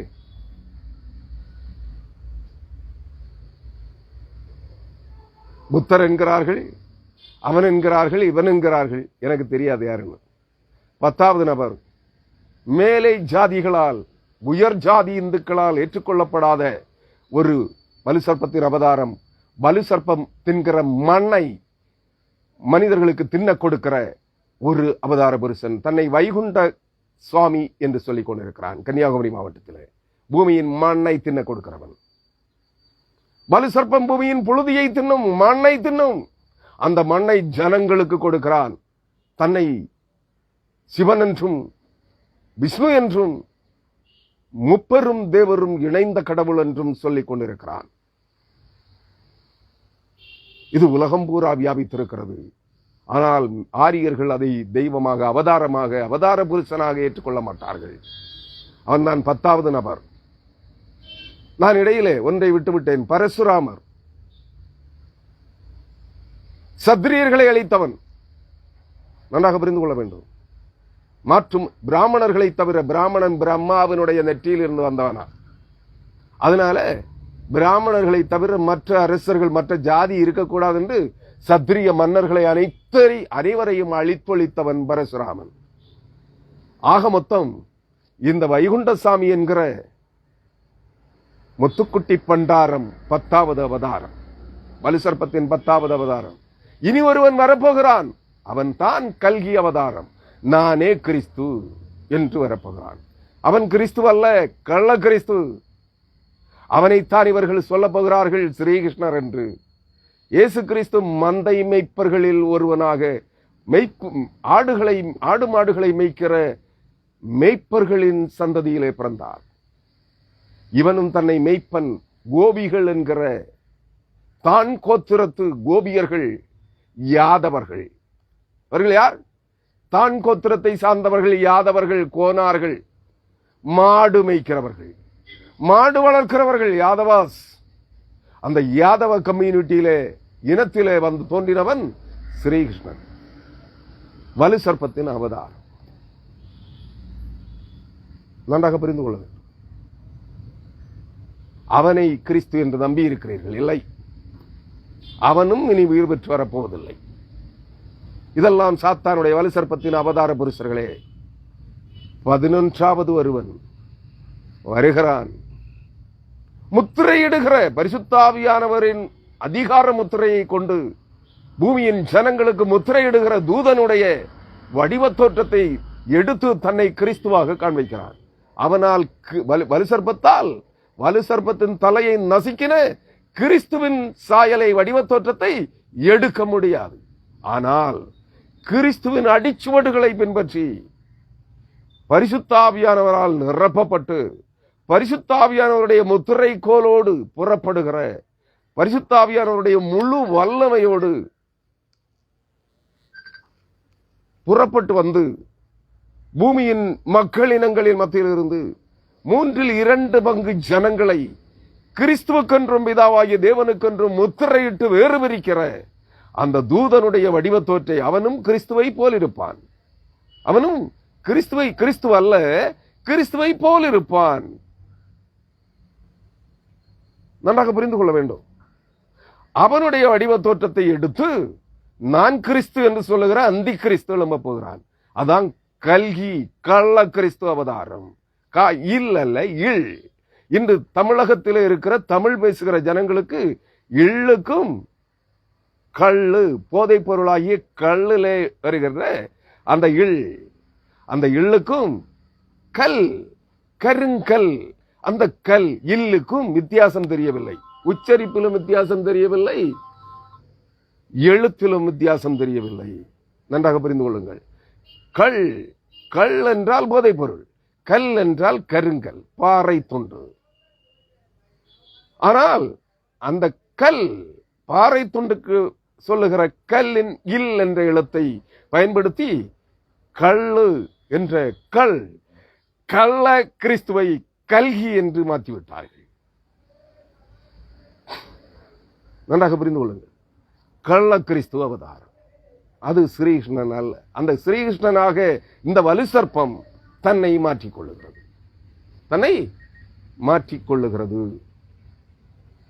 இவைகளை வழிபடுகிறீர்கள். இன்றைய கிறிஸ்தவர்கள் அந்த கள்ள கிறிஸ்துவுக்கு வழிகாட்டிகளாய் அவனுக்கு பாதையை, வழியை ஆயத்தப்படுத்திக் கொண்டிருக்கிறவர்களாய் இருக்கிறார்கள். நீங்கள் ஏற்றுக்கொண்டாலும் சரி, ஏற்றுக்கொள்ளாவிட்டாலும் சரி, இதுதான் நடக்கப் போகிறது. இந்த கேமோஸ் விக்கிரகம் அது யானையின் உடலும் குதிரையின் தலையும், யானையின் உடலும் சிங்கத்தின் உடலும் யானையின் தலையும், சிங்கத்தின் உடலும் குதிரையின் தலையும், மனித குரங்கின் உருவம். இவைகள்தான் கேமோஸ் விக்கிரகம். அந்த யானையின், சிங்கத்தின் உடலும் குதிரையின் தலையும் அல்லது சிங்கத்தின் உடலும் யானையின் தலையும் கொண்ட மிருகம் அந்த அவதாரத்தின் மனைவியே அஸ்தரோத். கேமோஸும் அஸ்தரோத்தும், அசேரால் அல்ல, அஸ்தரோத். இவைகளுக்கு சாலோமன் அரசன் விவாகம் பண்ணியிருந்த, அவனுக்கு 60 மனைவிகளும் 600 வப்பாட்டிகளும் இருந்தார்களே, அவர்களிலே பலர் மோவாபிய பெண்கள். அந்த மோவாபிய பெண்களாகி அவனுடைய மறுமனையாட்டிகளை திருப்திப்படுத்துவதற்காக, சந்தோஷப்படுத்துவதற்காக எருசலேம் மாநகரிலும் எருசலேமின் சுற்றுப்புறங்களிலும் யூதேயா தேசமெங்கும் கேமோஸ் விக்கிரகத்திற்கும் அஸ்தரோத்திற்கும் விக்கிரக தோப்புகளை கட்டி எழுப்பினவன், சிலைகளை செய்வித்தவன் சாலமோன் அரசன். இஸ்ரவேலர்களை கேமோஸ் விக்கிரகத்தையும் அஸ்தரோத்தையும் வழிபட செய்தவன் சாலமோன் அரசன்.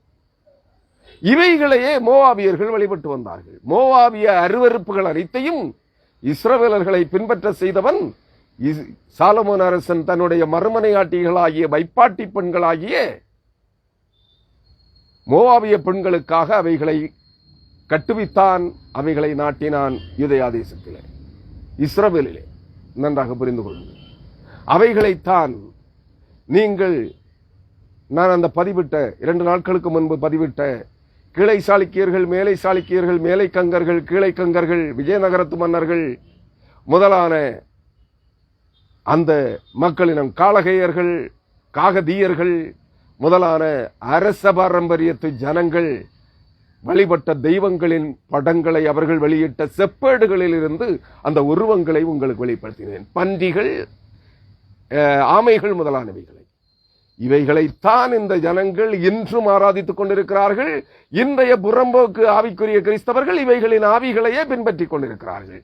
அப்படி என்றால் வலு சர்ப்பத்தின் ஆவிகளையே இவர்கள் ஆராதிக்கிறார்கள், பரிசுத்த ஆவியானவர் என்று.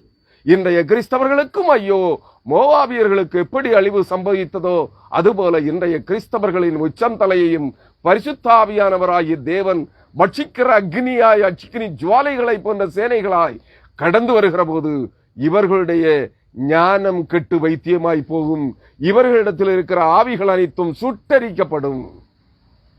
நன்றாக நினைந்து கொள்ளுங்கள் அருமையானவர்களே. மோவாபே உனக்கு ஐயோ, கேமோஸ் விக்கிரகத்தை அடுத்த ஜனம் அழியும்.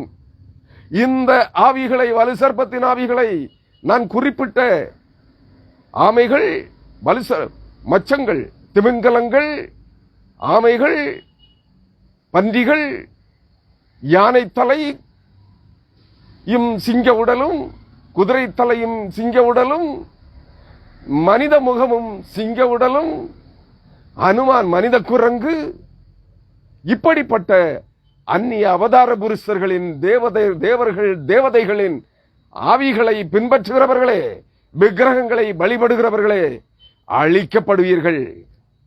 நீங்கள் தேவனுடைய ஜனமாக, கிறிஸ்துவின் வழியாக நீங்கள் கிறிஸ்துவை பின்பற்றி நீங்கள் கிறிஸ்துவுக்குள்ளும் கிறிஸ்து உங்களுக்குள்ளும் வாழுகிற நிலைக்கு வரவில்லை என்றால் அழிக்கப்படுவீர்கள் என்பதை நினைவில் வைத்துக் கொள்ளுங்கள்.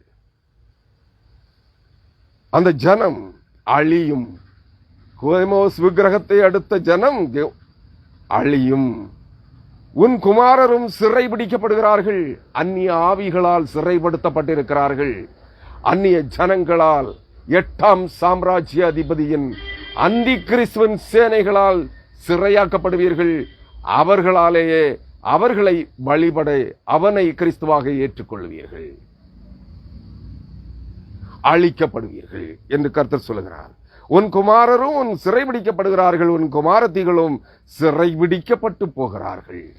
இதை உன் கண்கள் காணும். நீ கிறிஸ்துவை உண்மையாக சிலுவை நாதராகிய ஆண்டவராய் இயேசு கிறிஸ்துவின் அடிச்சுவடுகளை பின்பற்றி அவருடைய இரத்தத்தால் கழுவப்பட்டு அவருடைய தூய ஆவியால் உயிர்ப்பிக்கப்பட்டு நீ தேவ ஜனமாய், கிறிஸ்துவின் சகோதரனாய், சகோதரியாய், ஜீவனுள்ள தேவனுடைய பிள்ளைகளாய் மாறவில்லை என்றால் அழிவு நிச்சயம். அந்தி கிறிஸ்துவின் சேனைகளால் அழிக்கப்படுவதும் அவனுடைய கூட்டத்தோடு அழிக்கப்படுவதும் உண்மை என்பதை மறக்க வேண்டாம். ஆனாலும் கடைசி வசனம் செய்தியை நிறைவுக்கு கொண்டு வருகிறேன். எரேமியா தீர்க்கதரிசியின் புஸ்தகம் 48ஆம் அதிகாரம் 47ஆம் வசனம். ஆனாலும் கடைசி நாட்களில் மோவாபின் சிறையிருப்பை திருப்புவேன். இது வாக்குத்தத்தம். பூமியின் ஜனங்களே, மோவாபின் விக்கிரகங்களை, விக்கிரக தெய்வங்களை, கேமோஸ் விக்கிரகத்தை, மச்ச அவதாரத்தை, வலு சர்ப்பத்தின் அவதாரங்களில் மச்ச அவதாரம், திமிங்கலத்தையும் தெய்வம் என்றும், பன்றியை, ஆமையை தெய்வம் என்றும், பன்றியை தெய்வம் என்றும், மனித முகத்தையும் சிங்க தலையையும், காளை யானையின் முகத்தையும் யானை தலையையும் சிங்க உடலையும், குதிரை தலையையும் சிங்க உடலையும் வழிபடுகிற இன்னுமுள்ள அருவருப்பான ஜீவஜந்துக்கள், அவதார புருஷர்களை தெய்வங்கள் என்று வழிபடுகிற, மாயையை பின்பற்றி போகிற ஜனங்களே, விக்கிரக தெய்வங்களை வழிபடுகிறவர்களே, அந்நிய ஆவிகளை சேவிக்கிற கிறிஸ்தவர்களே, உங்களுக்கு ஒரு வாய்ப்பு தரப்படுகிறது. ஆனாலும் கடைசி நாட்கள் நீங்களும் நானும் வாழ்ந்து கொண்டிருக்கிற இந்த நாட்களே, இந்த நாட்களில் 7 ஆண்டுகள் நாட்களை எண்ணிக்கொள்ளுங்கள். சுமார் 2520 நாட்கள், நாள் கணக்கிலே சொன்னால் சுமார் 2520 நாட்கள், வருட கணக்கிலே சொன்னால் சுமார் 7 ஆண்டுகள் உங்களுக்கு மீட்பின் நாட்களாய் வைக்கப்பட்டிருக்கிறது. அந்தி கிறிஸ்துவின் காலத்திற்கு முன்பு வரப்போகிற 7 ஆண்டுகள். எந்த நாளிலே அவர் அந்த காரியத்தை துவக்குகிறாரோ அந்த நாளிலிருந்து 7 ஆண்டுகள். அந்த நாட்களிலே நீங்கள் மனம் திரும்பி கிறிஸ்துவை ஆண்டவராக, இரட்சகராக, தேவனாக ஏற்றுக்கொள்ளவில்லை என்றால், கிறிஸ்துவ ரத்தத்தால் கழுவப்படுவதற்கு இயேசு கிறிஸ்துவ ரத்தம் தெளிக்கப்படுகிற போது அந்த ரத்தத்தை ஏற்றுக்கொள்ளவில்லை என்றால், ஜீவ தண்ணீராகிய சத்திய ஆவியானவர், பரிசுத்த ஆவியானவர் பின்மாரியாய் உங்கள் மேல் பனி போல் பெய்கிற போது அதற்கு நீங்கள் உங்களை ஒப்புக் கொடுக்கவில்லை என்றால் அழிக்கப்படுவீர்கள், அழிந்தே போவீர்கள். இல்லை என்றால் ரட்சிக்கப்படுவீர்கள். அதைத்தான் இங்கே வாக்கு பண்ணி இருக்கிறார். ஆனாலும் கடைசி நாட்களில் மோவாபின் சிறையிருப்பை திருப்புவேன் என்று கர்த்தர் சொல்லுகிறார். நான் என்ன சொல்லுவது? கர்த்தர் எரேமியா தீர்க்கதரிசியை கொண்டு 2500 ஆண்டுகளுக்கு முன்பு எழுதி வைத்திருக்கிறார். அதை நான் உங்களுக்கு சொல்லுகிறேன். இது நான் கண்ட சொப்பனமும் அல்ல, தரிசனமும் அல்ல, என்னுடைய கற்பனையும் அல்ல என்பதை புரிந்து கொள்ளுங்கள். உங்களுக்கு ஒரு ரட்சிப்பின் காலம், உங்களுக்கு ஒரு விடுதலையின் காலம், உங்கள் மாயையின் சிறையிருப்பு, உலக ஜாதிய அடிமைத்தனம், ஜாதிய கட்டுகள், மொழிவாரி கட்டுகள், பாசை பிரிவினையின் கட்டுகள், இனவாரி கட்டுகள், அடிமைத்தனங்கள், சிறையிருப்புகளில் இருந்து உங்களை மீட்டு விடுதலையாக்குவேன் என்று கர்த்தர் சொல்லுகிறார்.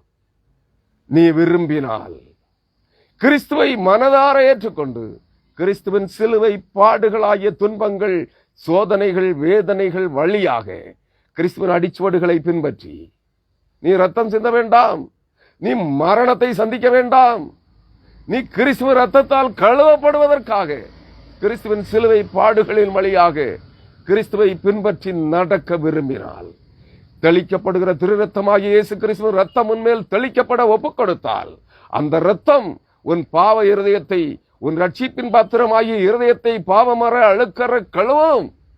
அவருடைய வாக்கு தத்தத்தின் பண்ணப்பட்ட பரிசுத்தாவியானவர் சத்தியாவியானவராய் ஜீவ தண்ணீராய் உன்மேல் இறங்கி உன் இதயமாகிய ரட்சிப்பின் பாத்திரத்திலே தங்குவார்.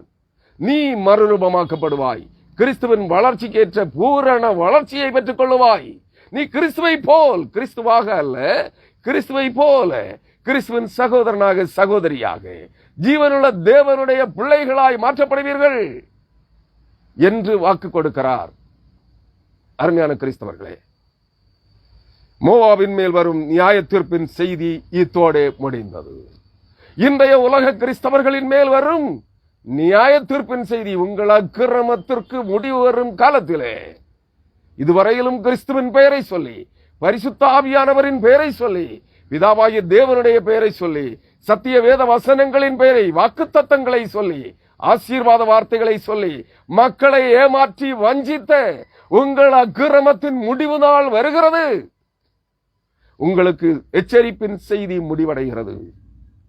உங்களுக்கு விதிக்கப்பட்டிருக்கிற நியாய தீர்ப்பு, அக்கிரமத்தின் தண்டனை, தேவனுடைய உக்கிர கோபத்தின் தண்டனை தீர்ப்பின் செய்தி முடிவடைகிறது என்று சொல்லுகிறார். மனம் திரும்ப மனதானால் மனம் திரும்புங்கள், இல்லை என்றால் உங்கள் ஆவிகளை பின்பற்றி, உங்கள் விக்கிரக தெய்வங்களை பின்பற்றி, பன்றிகளை, பெரிச்சாலிகளை, ஆமைகளை, முதலைகளை, திமிங்கலங்களை, வலு சர்ப்பங்களை, யானைகளை, குதிரைகளை, குரங்குகளை, காண்டாமிருகங்களை, சிறுத்தைகளை, கர்ச்சிக்கிற சிங்கங்களை, பட்சிக்கிற ஓநாய்களை பின்பற்றி, இதோ கர்ச்சிக்கிற சிங்கம் போல கிறிஸ்து வருகிறார் என்று சொல்லுகிற புறம்போக்கு தீர்க்கதரிசிகளை பின்பற்றி ஓடுங்கள், ஓடிக்கொண்டே இருங்கள், அழிக்கப்படுவீர்கள், அழிந்தே போவீர்கள் என்று கர்த்தர் சொல்லுகிறார்.